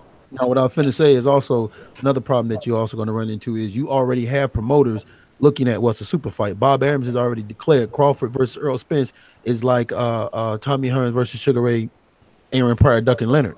So he's already looking at that as a super fight. So when to Big Cool's point, I see what you're saying, and it would be nice in theory to get it happen. See, the only reason why this worked is because over in right now, I think we're doing featherweight. So once you are no longer dealing with the power-driven media machine of some of the bigger name promotional companies, Golden Boy, Top Rank, PBC, and so forth and so on, you can make deals like this. That's the reason why it's working at 122. That's the reason why it's working at cruiserweight. The reason why they made one at super middleweight, because once you're no longer dealing with the power media driven entities that know that, hey, I can put my fighter in a fight where I can still get him $2 million to fight, have a dude come up fucking a weight division off a 2-year loss. I mean, fucking Gennady Golovkin just had Vanes Monterosian come out,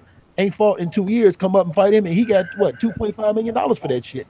So as long as you have entities that have the ability to do this for their fighter, there's no need, no urgency to throw them in the tournament when they like, I can still make money outside of it to do that. Now, if you have to throw in a big prize like what you said to get them to want to do that, which I do agree. Yes, if Mayweather could come out and say, look here, man, $50 million to the winner of a welterweight tournament, and I'm guaranteeing everybody will get at least $3 million a fight, and then at the end of it, when we have an undisputed champion, he gets $50 million.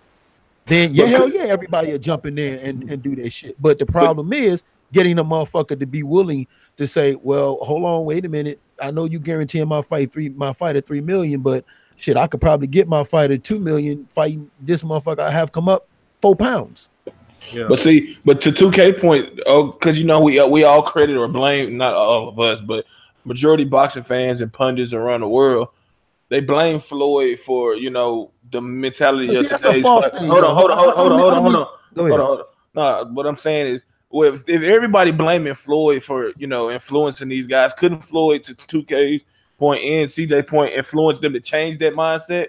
Why still being able? See, for me, that's a fucking cop out. And I'm gonna tell you why it's a cop out, right? Because the people that are behind the scenes that is using that model that Floyd do also know what Floyd did to get there. Floyd went through a gauntlet of fighting motherfuckers to get there. So the people that's continuing to use that model, well, you know, man, if I keep my guy undefeated and not take no risk with him, I could do the Floyd thing and make him money. And even the fighters that's saying that. So to me, that's a fucking cop out because okay, yeah. And Floyd only did it after he did what? Chased down Oscar De La Hoya, who was the fucking money man. Floyd just took the shit to another level. So see, boxing always had a money man. Sugar Ray Leonard was the money man. And then, you know, Mike Tyson, then Oscar, then Floyd. So it's a cop out to me because if you know what the gauntlet that Floyd went through to stay undefeated, and then he marketed himself off his undefeated record based off the motherfuckers he was fighting, that's one thing. But these dudes ain't willing to risk fighting nobody and trying to market themselves like that. And that's what I'm saying. I'm not blaming Floyd. I'm saying since they put it on his feet. I mean, well, you know how it is. Sometimes it's really not your fault, but you got a shoulder to blame. You know what I'm saying? And you got that type of influence. Maybe he could show them a different way. Maybe he could try to gain their trust and say, look, I know what I said in my career or post Money Mayweather, Pretty Boy Floyd, you know what I'm saying? But that's just me talking shit. I can promise you, even if you take a couple of losses, that I can still get you out there. I can still get you quality, you know, paydays to try to change their mindset. So all it takes is one top fight. Be cool. We know Floyd don't want nobody be better than him. So at the end of the day, it's all water under the bridge. But also, 100%. But also, you got, you know, 2K said about the fighter scared to take an L. All these dudes is in neutral anyway. They stop. No. The promoter scared for the fighters to take an L. My apologies. Yeah. But their careers deteriorating anyway. You know, these dudes got to walk around with $1 million in their bag and get robbed in New York. They got to walk around with all this jewelry on for people to notice. Oh, who is that? Damn, he got all that on. These fighters are not even famous celebrities because they're not even in the public eye view. You used to have Tuesday night fights, Thursday night fights on NBC or ABC, whatever it was. These dudes are not even getting the popularity. They just stuck in the same neutral position, fighting the Campos, fighting the Benavidez, fighting occasionally getting the Danny and Sean. They stuck in the same mind frame. Who gonna take a risk? Who gonna say, Bob, shut up, Al, shut up, I want that fight, let's fight? None of these guys, until they do that, it's like taking the L because your career is in the same rotation. And in Crawford and Errol Spence is not a super fight, Bob Arum. That fight might only even get you 500,000 pay-per-view buys. That's not a super fight right now. Two bland personality, vanilla guys. It's not a super fight, bro. Most casual publics don't care about that. I'm just a fact. Let me say this real quick too. Let me say this real quick. I was just basically what I was trying to say is that Floyd has the influence to kind of change that. If he could guarantee one fight, whoever it may be, Errol Spence, Terrence Crawford, whoever we consider a guy that could be a top pound for pound guy, if he can get them to buy into that whole, you know what I'm saying, take the risk and I can still get you $4 or $5 million, even with a couple of losses, I think they'll open the floodgates for him to kind of do a reversal of what people say he did. And now they will get the fighters coming up, Tank Davis, whoever it may be, to change their mindset. And then they can step in the ring, whether they take an L or not, knowing that they trying to increase their legacy and they still going to get paid well. That was just my point about it. See, when you got guys. This is the thing, though. You see, what he said kind of leads to my point about, you know, Errol Spence and Terrence Crawford not being a mega fight.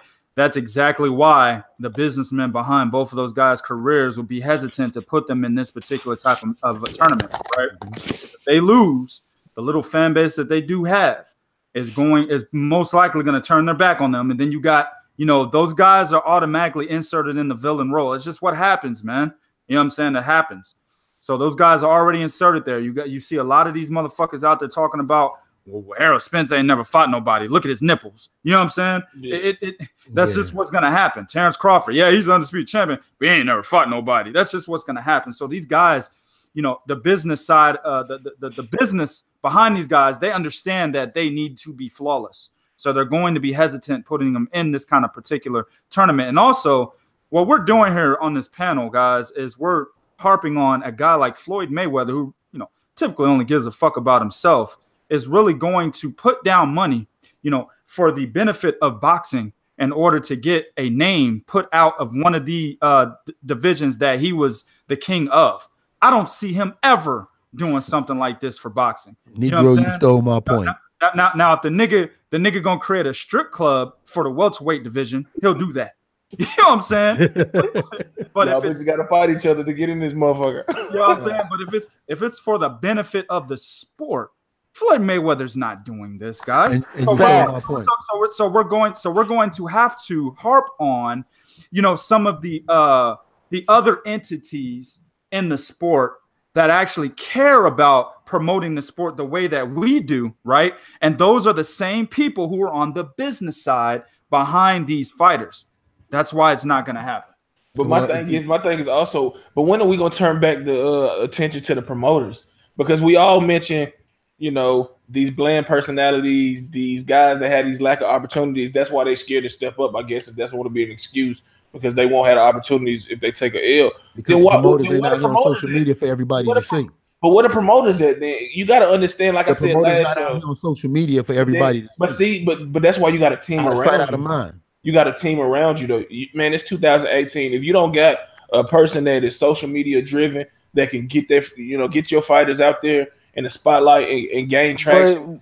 But you're not even missing a big point too, man. The promoters used to be a gateway to endorsements. How many of these dudes you see in a commercial? Yeah, it's true. That's what I'm saying. What are promoters that putting these guys in a position to? My point is you got managers like Bomac, but then you got managers like Cameron Duncan, who's like the Al Heyman, the top rank. You got Al Heyman. These guys are hashing out deals and chopping up deals, you know, money wise and whatever they doing. The deals. What is Bomac doing? What is Errol Spence personal manager doing? Ain't his job just like a new edition manager job back in the day to go get shows and book shows, book endorsements? These dudes they getting robbed. They managers not even booking them local car commercials. They not getting into a used Kia saying, "Oh, look at this used Kia down at Bill Dillon Ford. They'll come and get this used Kia." No, they're not even doing that. They're not in the Gatorade commercial. They're not in the Reebok commercial. They don't have nothing. Everlast at Macy's no more. What is these managers doing? And that's why I like Devin Haney for what he's doing, because that motherfucker has noticed that. He's like, shit, I'm about to get my own promoter license. At 19. You know, I'm about to get out there. I'm about to get out there in the industry. Unfortunately, the industry can really fuck you up. But my man is getting out there in the industry, and he's actually promoting himself. He's doing it the right way. So this is what Deontay Wilder should have done earlier. Now he's doing it now, but he should have did it earlier. Yeah, well, and then too, I'm gonna push back a little bit about Errol Spence, because there was once upon a time you seen Errol Spence everywhere when it came to Texas. He was hosting the weather on the news. He did that Sway in the morning when he was on that damn show with Sway in the morning. Yeah, so he wanted. Yeah, he right. Yeah, he went on the practice club. But see, Earl also hold on, wait a minute. Earl also is trying to get his promoter's license also as well. So, but the to the point though of what we're trying to say is that a bigger problem that we have also in the sport is who the networks want to push. Also, see, boxing is just like any other sport. They got people that they want to push, because when you can tell me how beating a fucking Martin Murray makes you a number 5 pound for pound fighter, then I got the question, yo man, what is your agenda behind this? And then to the fact of being undefeated leads to money. Well, ask Marcos Maidana that. He defied that. He had a loss. This motherfucker walked away from the game off a $10 million pay to back-to-back fights with Floyd Mayweather. Derek Chisora always sticking around and getting paydays, and he's forever taking L's. So the whole mindset of everything got to change. But the bigger problem is, like all of us is hitting to, the promoters already have an agenda of what they want these fighters to do and how much money they're gonna make off of them.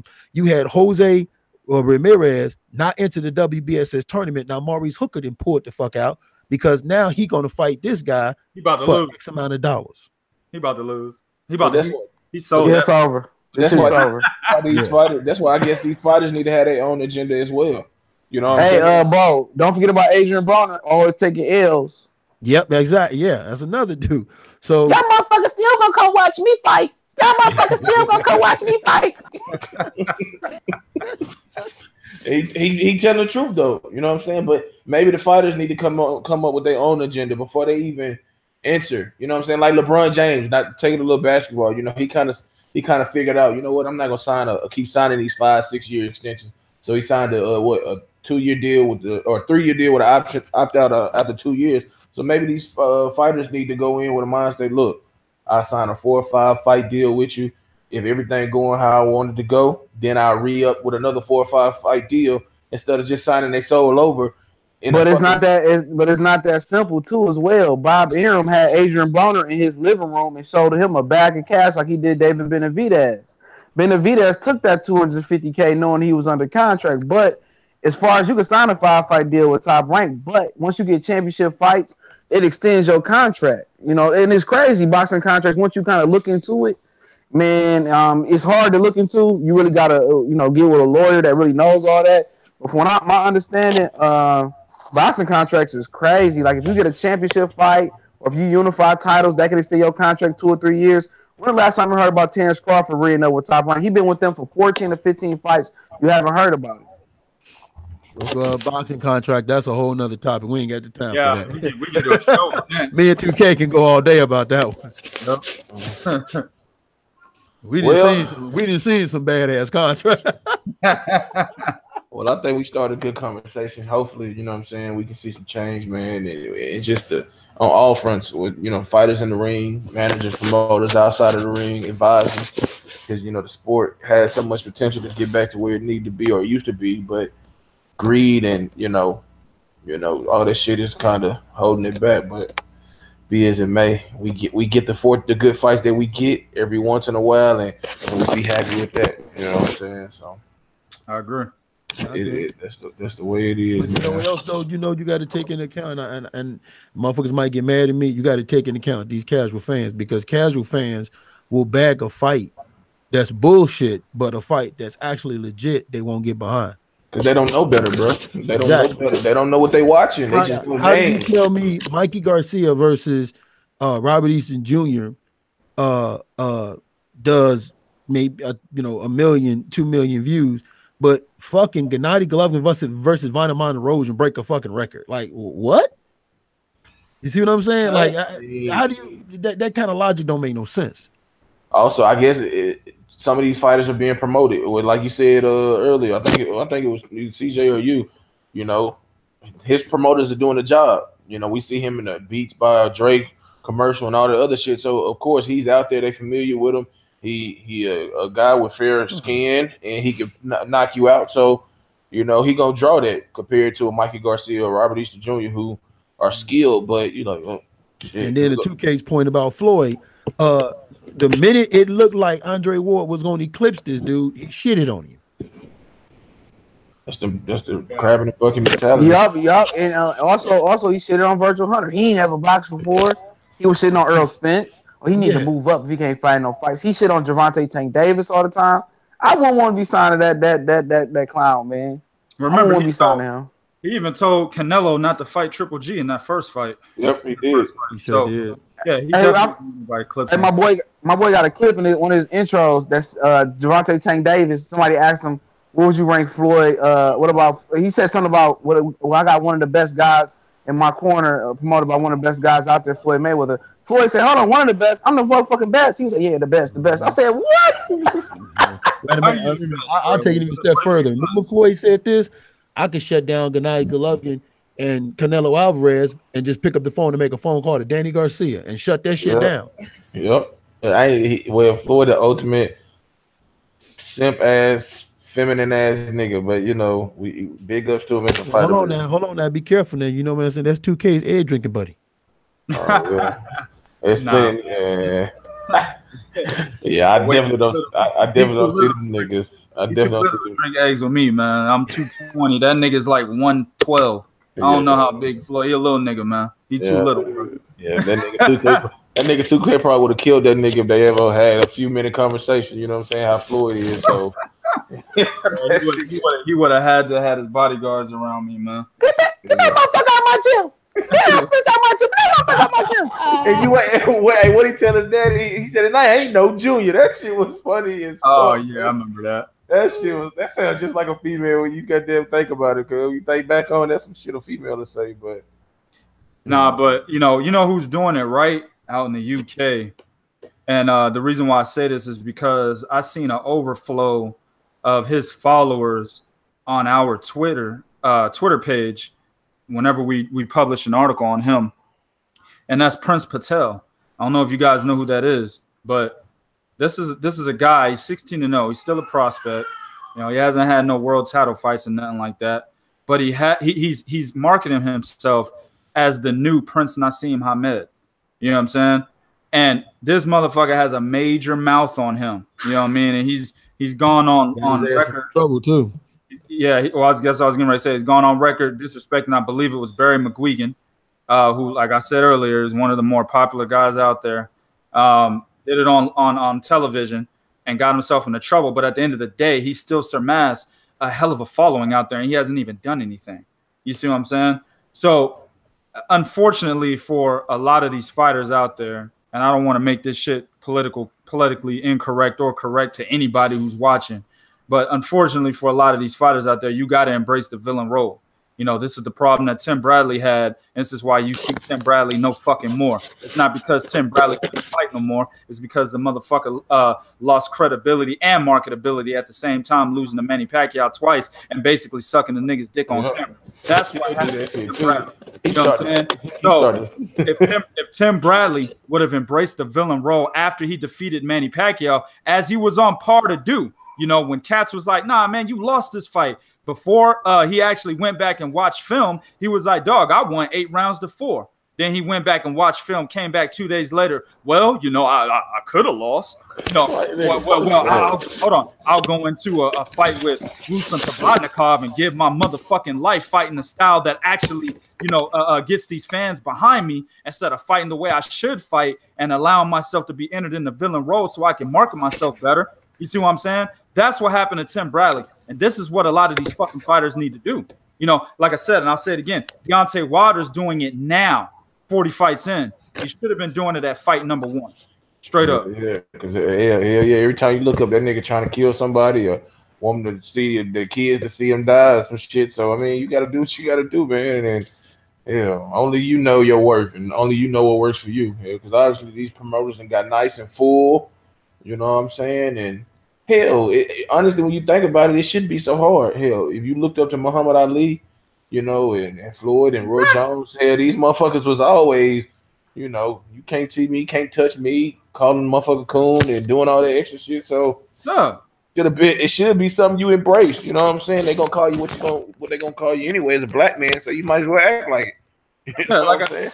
Like I understand. Well, I mean, you know, not so much to act like a black man. Well, you know, not like that, but you know what I'm saying. Just kind of be. I disagree with that statement because but I understand what you meant behind that. The black man that society has a perception of, right? Yeah. But at the end of the day, you know what I'm saying? If these are the guys you idolize, then you must understand the blueprint in which they put out there in order for you to be able to idolize them, right? In order for a lot of these fans, these so-called fans that idolize these guys in death and in retirement, you got to understand the blueprint that actually happened to get them to that popularity standpoint. And, you know, if you're not that guy, we understand that. But you can't complain if you're not getting the publicity you think you should, like Tim Bradley was. You can't complain about that. You understand what this sport is about. You understand what you got to do when you don't look a certain way. You understand what you got to do, right? Now, of course, Mike Tyson did not necessarily implant himself in the villain role. And I know a lot of people are going to be like, nigga, what you talking about? But listen to what I'm saying. He didn't necessarily implant himself in the villain role. Mike Tyson more so took the role of he's the scariest motherfucker alive. And when he took that role, that's when he became the villain. If you look at a lot of his earlier interviews, Mike Tyson was a very humble person. You know, he's smiling and shit, you know, talking all nice. You know, he tried to display that vocabulary, fucked up on a couple of words, but he was good. You know what I'm saying? He was a humble dude. But then as he started to understand that a lot of people were afraid of him, he had a lot of his business people, you know, Bill Caton. And then, of course, after Bill Caton, it was Don King. A lot of his business people behind him were like, hey, man, a lot of motherfuckers are afraid of you. You're going to have to embrace that role. That's when he became that villain. You know what I'm saying? So, again, that's just what a lot of these guys are going to have to do, man, to get the kind of popularity they feel like they deserve. It's unfortunate, but it is what it is. Yeah, I mean, unless you're extraordinarily against it. Yeah. So, yeah. It's proven in history that it worked. Yep. I mean, even Roy jumped in there talking all that shit about everybody. You know, what did Roy do at the end of fights? Motherfucker would talk real fast. I'm the greatest motherfucker in the world. Piscola in the house. That's what he would do. Everybody hated Roy and liked him at the same time. Yeah, Larry Merchant's like, why he is such a great fighter, but why he got to bring those antics in the ring? Yeah, you know, like, shut up, Larry. Watch that shit. You know, either you gonna talk shit out the ring or clown a motherfucker in it. You know what I'm saying? Whatever, get the job done, man. Exactly. And you see how it didn't work for Paulie Malignaggi, though he tried his best. He ain't punch hard enough. He ain't punch hard enough. Oh yeah, Paulie just didn't have the skills. The funniest shit is when Sean Porter knocked him out. He swore that nigga was on some steroids. I don't know what he was on tonight. Come on, man. Hold on, man. Y'all gotta get off Paulie, man. Y'all gotta get off. Hold on. To Paulie's credit, though, that nigga Sean Porter did fight at middleweight as an amateur. Man. Sure did. You know, he fought fucking what's the bum's name that lost to Golovkin? I was talking all that shit. It was before he fought Canelo. It was before he fought Daniel Jacobs. What's his name, guys? Daniel Gill. David Lemieux. He's a brother. Dave Moreau? The guy that replaced Toriano Johnson. Dominic Wade. Dominic Wade. That's Dominic Wade. Sean Porter fought Dominic Wade in the amateurs at middleweight. You know what I'm saying? Well, he fought him and Daniel Jacobs. He fought Daniel Jacobs. He beat Jacobs. He beat Andrade. He beat Austin Trout. He told us in the interview he beat him. He beat Alexander Usyk. Yeah. He beat a lot, man. He beat Usyk. Yeah, he beat Usyk. Damn. That's what I'm saying. What this nigga been on? He did nigga. What the hell? That motherfucker. Only reason he fought at that weight is because he was playing football, and Kenny said he wanted him to go to college and get a scholarship, play football, and Sean decided to box. So, you know, that's why he kept that weight on. He was a running back. I heard Sean was a real good running back and defensive back. I knew it. Yeah, we knew he played football. I just didn't know it. I knew he fought all those guys. So I didn't know he fought Usyk. Yeah, but my man Kamal said he fought Curtis Stevens as well.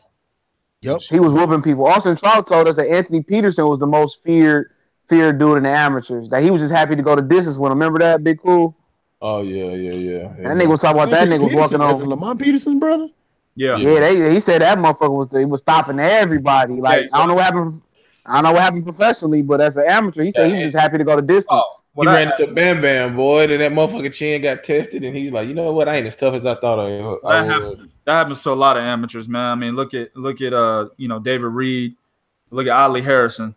You know what I'm saying? Ali Harrison, Harrison was the most feared heavyweight amateur in UK boxing, and look at him. Trash. Like David Price. David Price. Yep. Now, you know what? I'm gonna say something. This is gonna come back to haunt me. But there's a certain dude, I don't know where he's from, but his name is Gonzalez. He was the same way. He beat Riddick Bowe and Lennox Lewis in the amateurs. And they dusted the Cuban motherfucker in the pro. Cuban, wasn't he? No. I don't know where he was from. Okay. I know who he's talking about. So was Aliner Solis. What happened to him? Oh, yeah, trash. He cut an ACL against Vitaly. And that motherfucker eating Cuban paninis on the way to ring and shit. Hey, Bo, you know this. Didn't Aliner Solis beat your boy, the greatest amateur ever? Didn't he beat him? Talking about not Teofilo, the other one. Sabin. Yeah, right? I think he did beat him. I think. He beat Savon. He beat him twice, didn't he? So when Aliner Solis beat Felix Savon, everybody's like, oh, shit, this is going to be a bad motherfucker. Getting in the pros ain't shit. You sure did. There you go, Luis Gonzalez. There you go. The guy who eats overhand rights. Who? You said, wait a minute, what was his name? Luis Gonzalez. Yeah. I don't know where he was from though. Yeah. That's what's up, man. We got a nice little chat, man. Everybody, I know, but I don't know. You know what I'm saying? Yeah. Everybody, you said what you say, 2K? I said we got a nice little chat, man. They know they shit in there, man. I'm impressed. That's what's up. Oh, okay. What they saying over in the chat? They probably saying Bo the best nigga around. Yeah, Mike Pettis. Well, listen. Let me tell you that one. Mike Pettis, he was actually on par to be that guy, but I think when he put Magomed Abdusalamov in the hospital, I think that mentally fucked him up. They sure did. He was lazy. You talking about Mike Perez, Irish Mike? Yeah. He was just lazy, dog. That dude was just lazy. I think they played a part. Say his name again. Mike Pettis. I really believe Mike Pettis was going to be something if that Magomed Abdusalamov fight didn't happen, man. I really believe that. Hey, Kamal, I just want to talk about it. He wants us to talk about people hyping up Dillian White too much.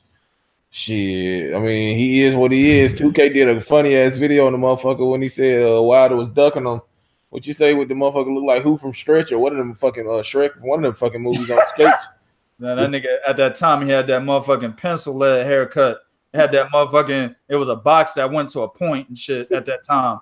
I was like, man, who the fuck gonna be afraid of this nigga, man? Nobody, nigga, I'll get in the ring with Dillian White. What a contract. Man. Hey, Curtis Anderson said, you remember Kelsey Banks or Kelsey Banks? I'm gonna say it once, and I ain't gonna say it no more. Dillian White is nothing more than a younger version of Derek Chisora. I agree with that. He ducking the fuck out of Ortiz too.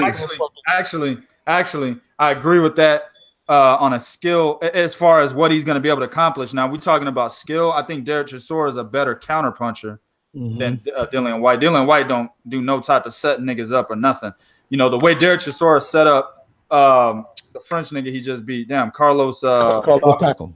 Carlos Takam. The way he set him up for that knockout, a lot of caps was like, oh, man, Takam's whooping his ass. I was like, Takam's winning. But look at how he's setting them up against them ropes. Dillian White would never have the Werenthal or the mindset or the ring IQ to be able to do something like that. Dillian White is ducking Ortiz, though. I understand the position he in, but look, if these motherfuckers not making you the mandatory, that means you're going to have to fight somebody.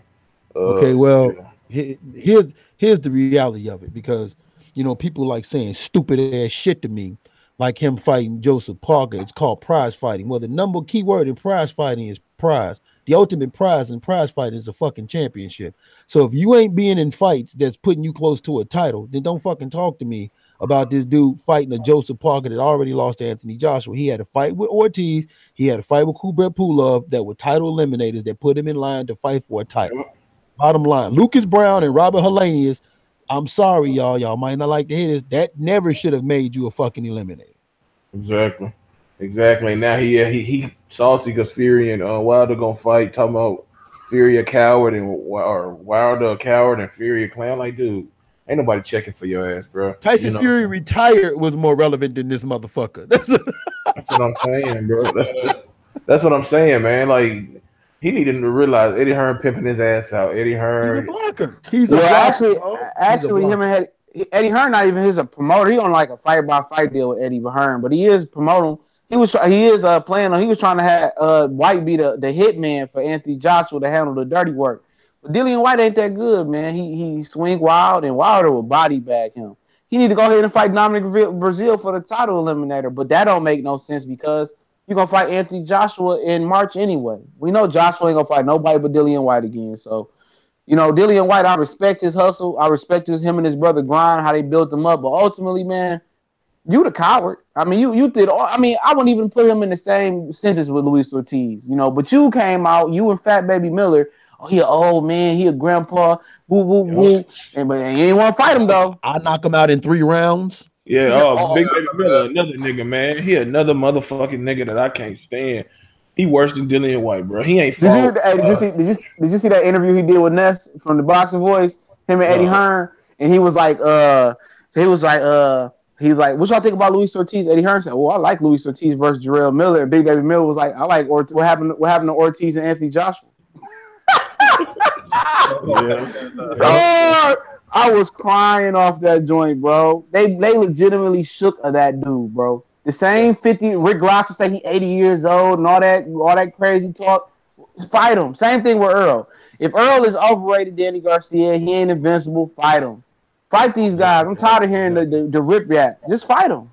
Well. You know the contrast about Luis Ortiz being old. Lucas Brown was old. Yep. Yeah, no problems with that fight.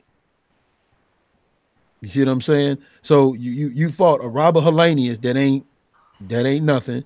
Then you fought a Lucas Brown that was old, and you got to and now all of a sudden, we gonna shit on Ortiz. Come on, man, stop.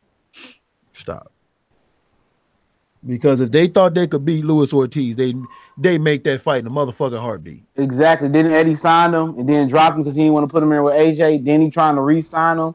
Them dudes in all them Brits is like that, bro. They spend a whole lifetime fighting over there, and at some point when they already maxed out financially, they'll take their chances coming over here or having somebody come over there and fight them. That's a fact. They do that all the time. They don't really believe they can win, bro. The average Brit fighter, the average prize Brit fighter, they don't believe they can beat the best in America. That's a fact. After they see what happened to Amir Khan, Ricky Hatton, only one that didn't really take a loss was Joe Kawasaki, and we know how he played the game. You know what I'm saying? The rest of them, they all came over here and got stretched. That's a fact. Carl Frampton, his United States debut, was on the canvas 3 times via nobody. And I think that kid ended up getting killed by the Mexican cartel, somebody told me. So absolutely. That's his heart. Yeah, I remember that. Yes, sir. So, man. Hey, American fighters, if you want to go over there and get supported and make some solid money, I guess. I don't know what they're making over there, really. Go to the UK. You know what I'm saying? Because you could lose 10 in a row. They still going to cheer your ass on. That's why Rigondeaux should have went over there and did a European tour. All them stagnant years he had. He should have went over there, raked up, and raked up over there. They would love a dude like him over there. Oh, they wanted him. They wanted him in Japan. Yeah, and he didn't do it. They like, that's our quitter. So shit. All right, man. This is the last time I'm being on this. Shit, they would have embraced that shit, man. You know how it is. I try to tell people, bro. People say your page is gonna lose integrity for picking Lomachenko. Ricky, I'm looking like, bro. I not see this dude Rigondeaux moving up 2 weight classes to beat Lomachenko. I don't see it. Yeah. And this nigga quit. I knew he was gonna quit. I'm gonna tell you, I knew he was gonna quit. When they did the little intros, he said, well, I really didn't love the box. I just wanted to get out the fields. I said, oh, he about to get his ass whooped. You know what? I did see that too. You're right about that. Yeah, when he said it, I was like, that's a common. Hold on, no. That's the common thing with all them dudes. All them dudes turn to boxing because they do think that's their way to get out of certain situations that they in down there. Yeah. Now, that is a common thing. I will. However, there are some guys that box for the sake of they do like it, but a lot of them dudes they turn to that to to get out of that situation in, because either you boxing or you ass out there or you are out there in them fields. I just feel like when I hear a fighter, it don't matter what nationality it is, when you say I like boxing, it's like, no, you probably shouldn't be playing. You probably shouldn't be participating in it. You gotta boxing is the type of sport you gotta love that shit, because loving it mean, yeah, you don't like getting hit, but you don't mind it. You don't mind going through all the rigors. When I hear motherfuckers say, yeah, I like boxing, it's like I like boxing. I'm a fan. I'm not boxing, so I don't love it to the extent where I'm gonna get in there and fucking throw hands with the shit. But when I hear professional fighters say that shit, I be like, yeah, you money oriented, and ain't nothing wrong with that. But I wouldn't say that fucking put that shit on wax, because motherfuckers are like, are you really committed to doing what you got to do? But yeah. No, I agree. I agree because as someone that fought, I can tell you this. I probably went further with football than I did with boxing, because I love football. That was me. That was my fucking passion. That was me with basketball. So I'm with you on that. Yep.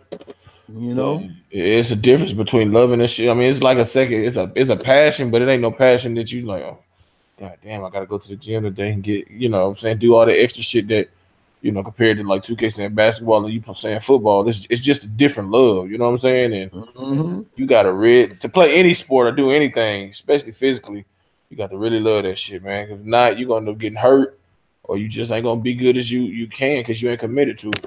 Absolutely. Oh yeah, totally agree with that. Totally agree with that. Because like I say, man, shit. You want to hear a difference in how I sound? Talk football. Yeah, we gonna start football coming up, man. I don't know if y'all college football fans. I know y'all niggas is.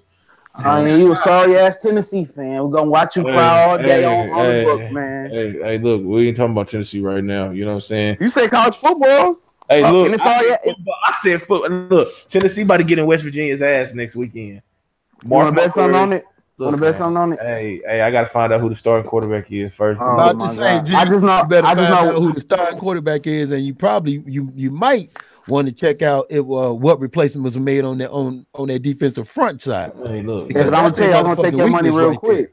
West Virginia quarterback, a Heisman on a Heisman. He a steroid user. Fuck Will Grimm, man. He fuck him, man. I don't care, man. We pumping warriors all through football. We as long as they beat Rocky Top, so I can see you cry. Look, man, you support Michigan with the overrated ass coach Jim Harbaugh, man. Fuck out here with that shit. Hey, at least we can keep a coach. Hey, we can keep the coach. We kept the wrong coach. Like I said, man. Next Saturday, Tennessee about to get in West Virginia's ass. Start my birthday weekend off right. You know what I'm saying? It's about to be a shitty ass weekend start. When's your birthday, Big Cool? September 4th. Me and Beyonce shared a day. Everybody in September, man. That's the month right there. Yeah, me and 2K, we going to party with Beyonce and Jay-Z them. You know what I'm saying? On the yacht and shit. I ain't going to that shit. But Bo in September with us. Oh, you September 2, Bo? Yeah. Damn right. Numero uno, motherfucker. Top dog. Oh, okay. Well, shit. Okay. Well, everybody in the chat, if your birthday ain't in September, man, y'all gonna have to leave. Yeah. Hell yeah. See, all our birthdays in September. That's why this is Three Kings. Yeah. Well, hey, there it is, cause we the real Three Kings. The real. Hey, Kim, I'm about to fucking pin you. I'm about to kick you out, bro. You talking about some Tennessee blows? Don't ever disrespect this shit like that, man. Ever. Man, hey, what's your address, bro? No, I'm just fucking with you.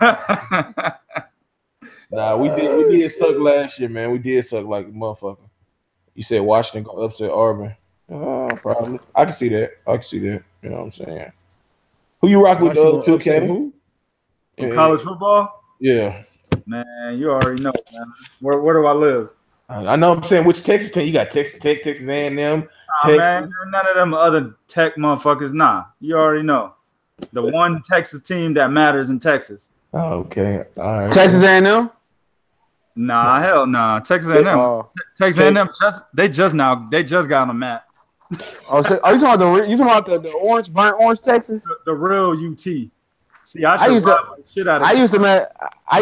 ride with them when Ricky Williams was back in the day. I used to love watching Ricky Williams and Vince Young. I don't know what y'all got going on now, man. You got shit going on, man.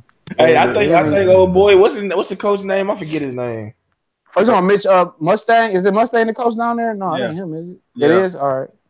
Man, y'all done brought these Alabama. Y'all should have got Kirby Smart. Shit, that motherfucker working magic at Georgia. Well, we about to work some magic on their ass this year. Oh, man, you crazy. They second string quarterback better than your whole team, Justin Fields. You crazy, man. Shut up, man. I'm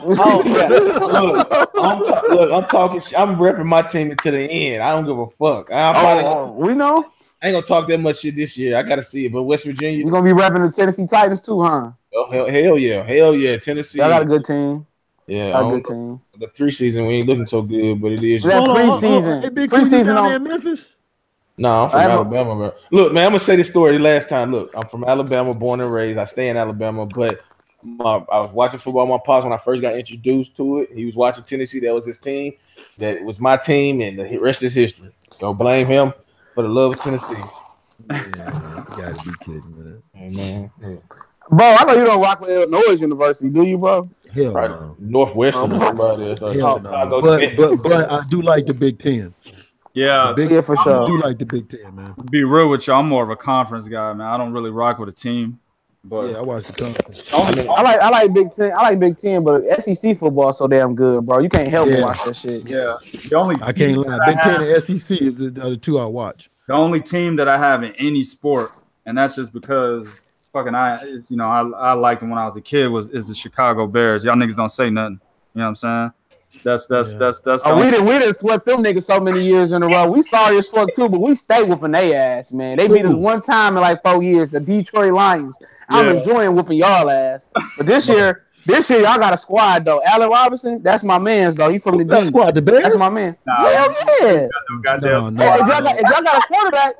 got a quarterback, y'all do. Look here. Anthony Miller off the chain, bro. Allen Hearn. Allen Robinson off the chain. Trey Burton is straight. Dog, they still got too many holes at defense, though, man. Man, you got two. You got bookends. You got too many holes at defense, and then we got a fucking a pass first coach with no fucking quarterback. Yeah, I mean, I don't know about. You talking about Matt Nagy? I like y'all got the D. Y'all got the front seven. You got Roquan and Leonard Floyd, and then you got that safety that be ball hawking like a mug. I don't know his name. Well, I can't stand that motherfucker. You could be a bigger fan than me then at that point in time when they start playing, nigga. I'll tell you, we only win in 6 games. 6. Nah. Hey. I think I'll be 7-9. I'll be generous. I think y'all gonna surprise a lot of people this year, man. That's my sleeper team. I hate the Bears, but I like what y'all did. Not 2K. ACJ Gaines PP said Lions trash juice, cuz. Yeah, he about to be on a he about to be on the block list then, bro. Hey man, hey, you know what? For years, dog. You know what though? For years, and this is. I ain't trying to hear about 85, bro. I ain't trying to hear about 85. Don't bring that shit back up. This is one thing that's always pissed me off about Detroit, dog. They never got that motherfucking Barry Sanders no help, man. Yeah, exactly. They never got Matthew Stafford no help. Matthew Stafford had 1,000-yard rusher his whole time in 10 years, bro. 1,000-yard rusher, dog. Calvin Johnson said, you know what? Not only did they never give him no help, Matthew Stafford had 4 seconds to throw the motherfucking ball, sometime 3. That offensive line was horrible for years. Yeah, Calvin Johnson, like, I'm out this bitch, bro. I was he man. sure did. Look, it got so bad for Calvin Johnson. He said, man, I wish I would have been like Justin Margin and chose baseball. I said, damn. Gaines said the Bears weak as fuck too. Packers gonna sweep the north, and then the Packers. You talking about Packers gonna win the Super Bowl? Brandon and Gaines PP. Packers gonna win the Super Bowl. The same Packers they didn't have when the same Packers they changed the tackle rule because Aaron Rodgers got injured. That same Packers. Hey, big cool man. Put them niggas in our league, bro, in fantasy football, please. That shit full right there. That shit full next year. Hey, they can be in that bitch. We had to start a little group, man. Shit, you know, we gonna chop it up more on sports, man. You know, this Sunday gonna probably be designated for boxing, but yeah, we definitely got to chop because listen, you know what? The reason why I stopped following college football teams is because between SMU and Miami U, niggas broke my heart. Nigga, I remember that, man, bro. I remember the Methodist University. Them niggas broke my heart when they got that. Man, versus Ohio State, that shit was terrible, bro. That year they lost, they cheated them niggas with Chris Gamble. That shit was terrible, bro. SMU, SMU, Southern Methodist University. Nigga, they downtown. I know exactly where they at. Eric Dickerson. They about 25 minutes away from me, man. Yeah, man. What was the white running back that was there with Eric Dickerson? What was his name? Oh yeah, I know he ESPN. He used to work for ESPN. Craig James or something like that. Craig James. Oh, yeah, he was solid there. But then that death penalty just fucked him. He went to the league. He went to the league and then did shit. Man. You said you was a Miami Hurricane fan, Bo? Oh man, that was my squad. Yeah, I remember every time. I remember that stretch where Florida State had a chance to goddamn win with a kick every year, and the motherfucker would miss it. I was like, okay, here it is. I was like, hey, dog, I went to a game. I went to a game when Miami played Florida State. I'll never forget that game. Bro, I was like, Miami beat the motherfuckers 43-38. House was rocking. Every time a fucking kicker miss a fucking field goal, I think, look, bro, it's a bullet with your name on it. Don't even come back in the locker room. Bro, that's your job. That's the same thing that was happening with the Buffalo Bills, wasn't it? Kicker missing the field goal whenever them niggas went to the Super Bowl. Shit, I think they just ran up. And what about the 15-1 Vikings? Was it Morton or Gary Anderson? He hasn't missed a field goal in 80 years. That motherfucker missed. I'm sitting in the living room as a kid, like, damn. Bro, I hate when the fucking commentators say that shit, bro. They always jinx the motherfucker. Well, you know, like, oh yeah, heck yeah. And then they just said, bitch, I just cut the TV off. I'm like, fuck it. Oh, heck yeah. And they definitely, Marshawn Lynch, they're at the goal line. Marshawn Lynch is averaging 3 yards to carry. This is going to be a touchdown. Oh, interception. I get the fuck. That's by far the dumbest ever play call decision making I've ever seen. That destroyed that team. That split that locker room up, bro. Who the fuck throws the ball on the 3 yard line? Right after that. Lynch left right after that when he got out. He's like, I'm out. I'm retiring. I'm retired. This motherfucker making calls like this, I'm retiring. They did a rub route where the tight end tried to rub into the receiver. When the receiver get a free release, man, Malcolm Butler, he ain't did shit in his career at that point. That interception turned that nigga to a 60 on Madden to a 90 on Madden. That nigga was balling out. I'm down the street from his ass, so he started fucking up. I'm pulling up on that in Nashville and have a conversation with his punk ass now. So he better not fuck up. You know, he better goddamn be on his best. Or the best thing, or the best one. Well, Tony Romo has a chance to win a drive right here. Oh. He can't possibly throw a 36 interception on the game-winning drive. Interception! Tony Romo threw interception every time, dog. That nigga Big Cool gonna roll up on dude like Big Worm and shit, rollers in his hair, nigga. Hell yeah, nigga. It's like, look, you playing with my emotions, bro. You don't supposed to be letting these motherfuckers catch no damn fucking touchdowns on you. How much we paying your bitch ass? It's principalities to this shit. Yeah, Malcolm, it's principalities. Nigga, that's your place say Alabama. Do y'all got to say nigga, don't worry about my play say, cuz. Don't worry about my play say. I got a bullet with your name on it. You so fuck up again. So you gonna roll up on him like Big Worm? Hell yeah, cuz I'm gonna roll up on him in the ice cream truck though. So he won't let niggas catch touchdowns. He's gonna throw him all the way off. I'm gonna roll up on an ice cream truck, cuz.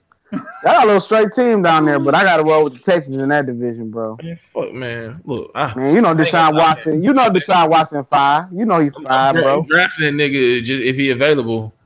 Shit, goddamn. I'm gonna tell you, I traded him and Kamara last year, bro. I don't know why you traded Kamara, bro.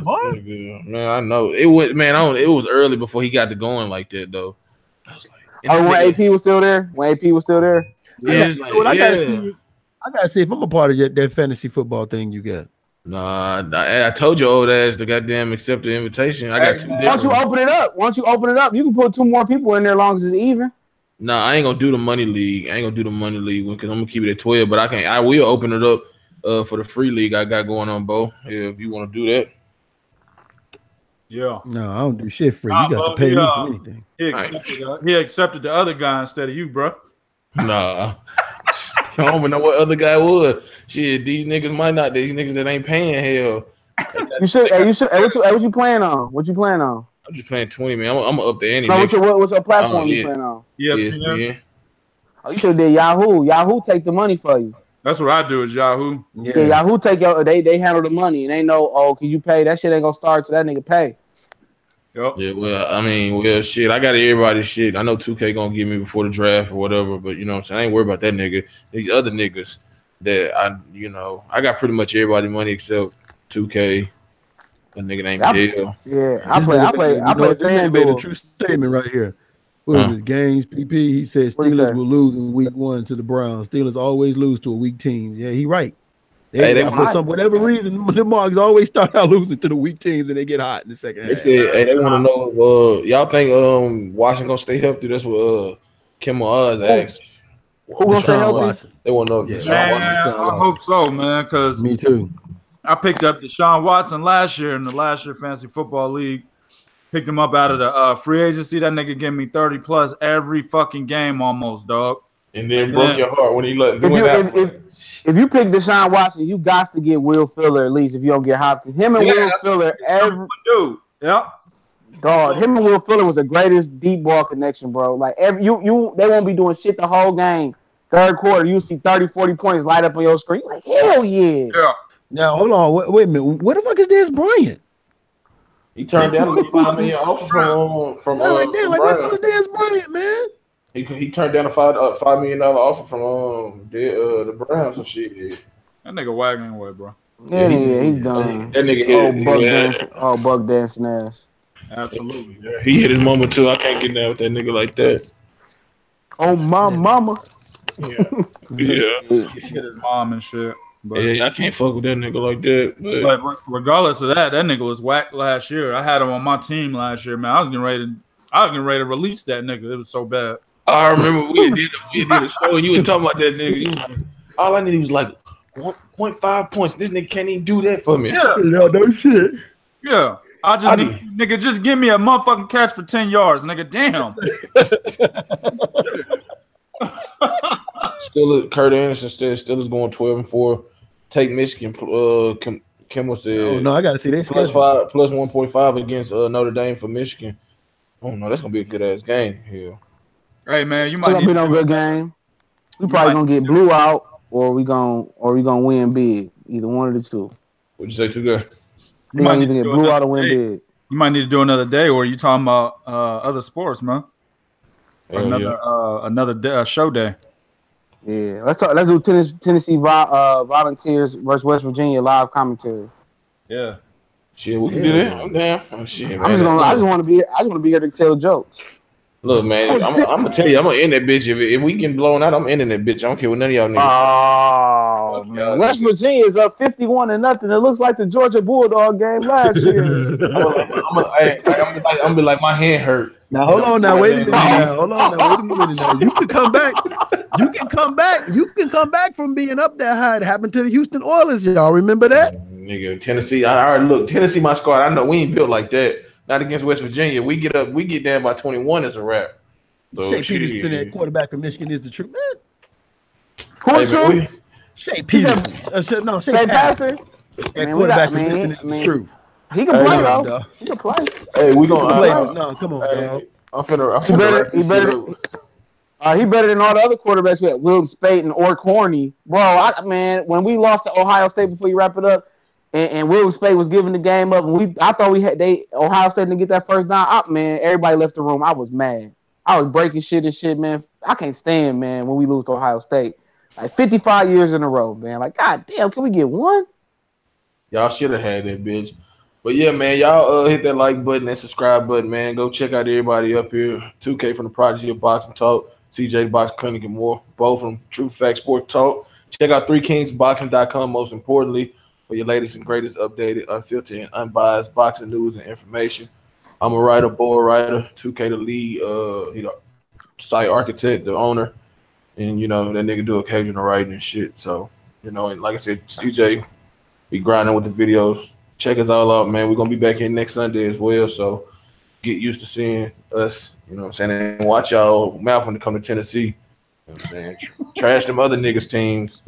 Come over hello. here this year. Hey, Big Cool, before you end the show, I gotta send a message out to somebody. Hold up. How you like me now? Don't get my shit. Man. Hey, don't get my shit copyrighted, nigga. Yeah.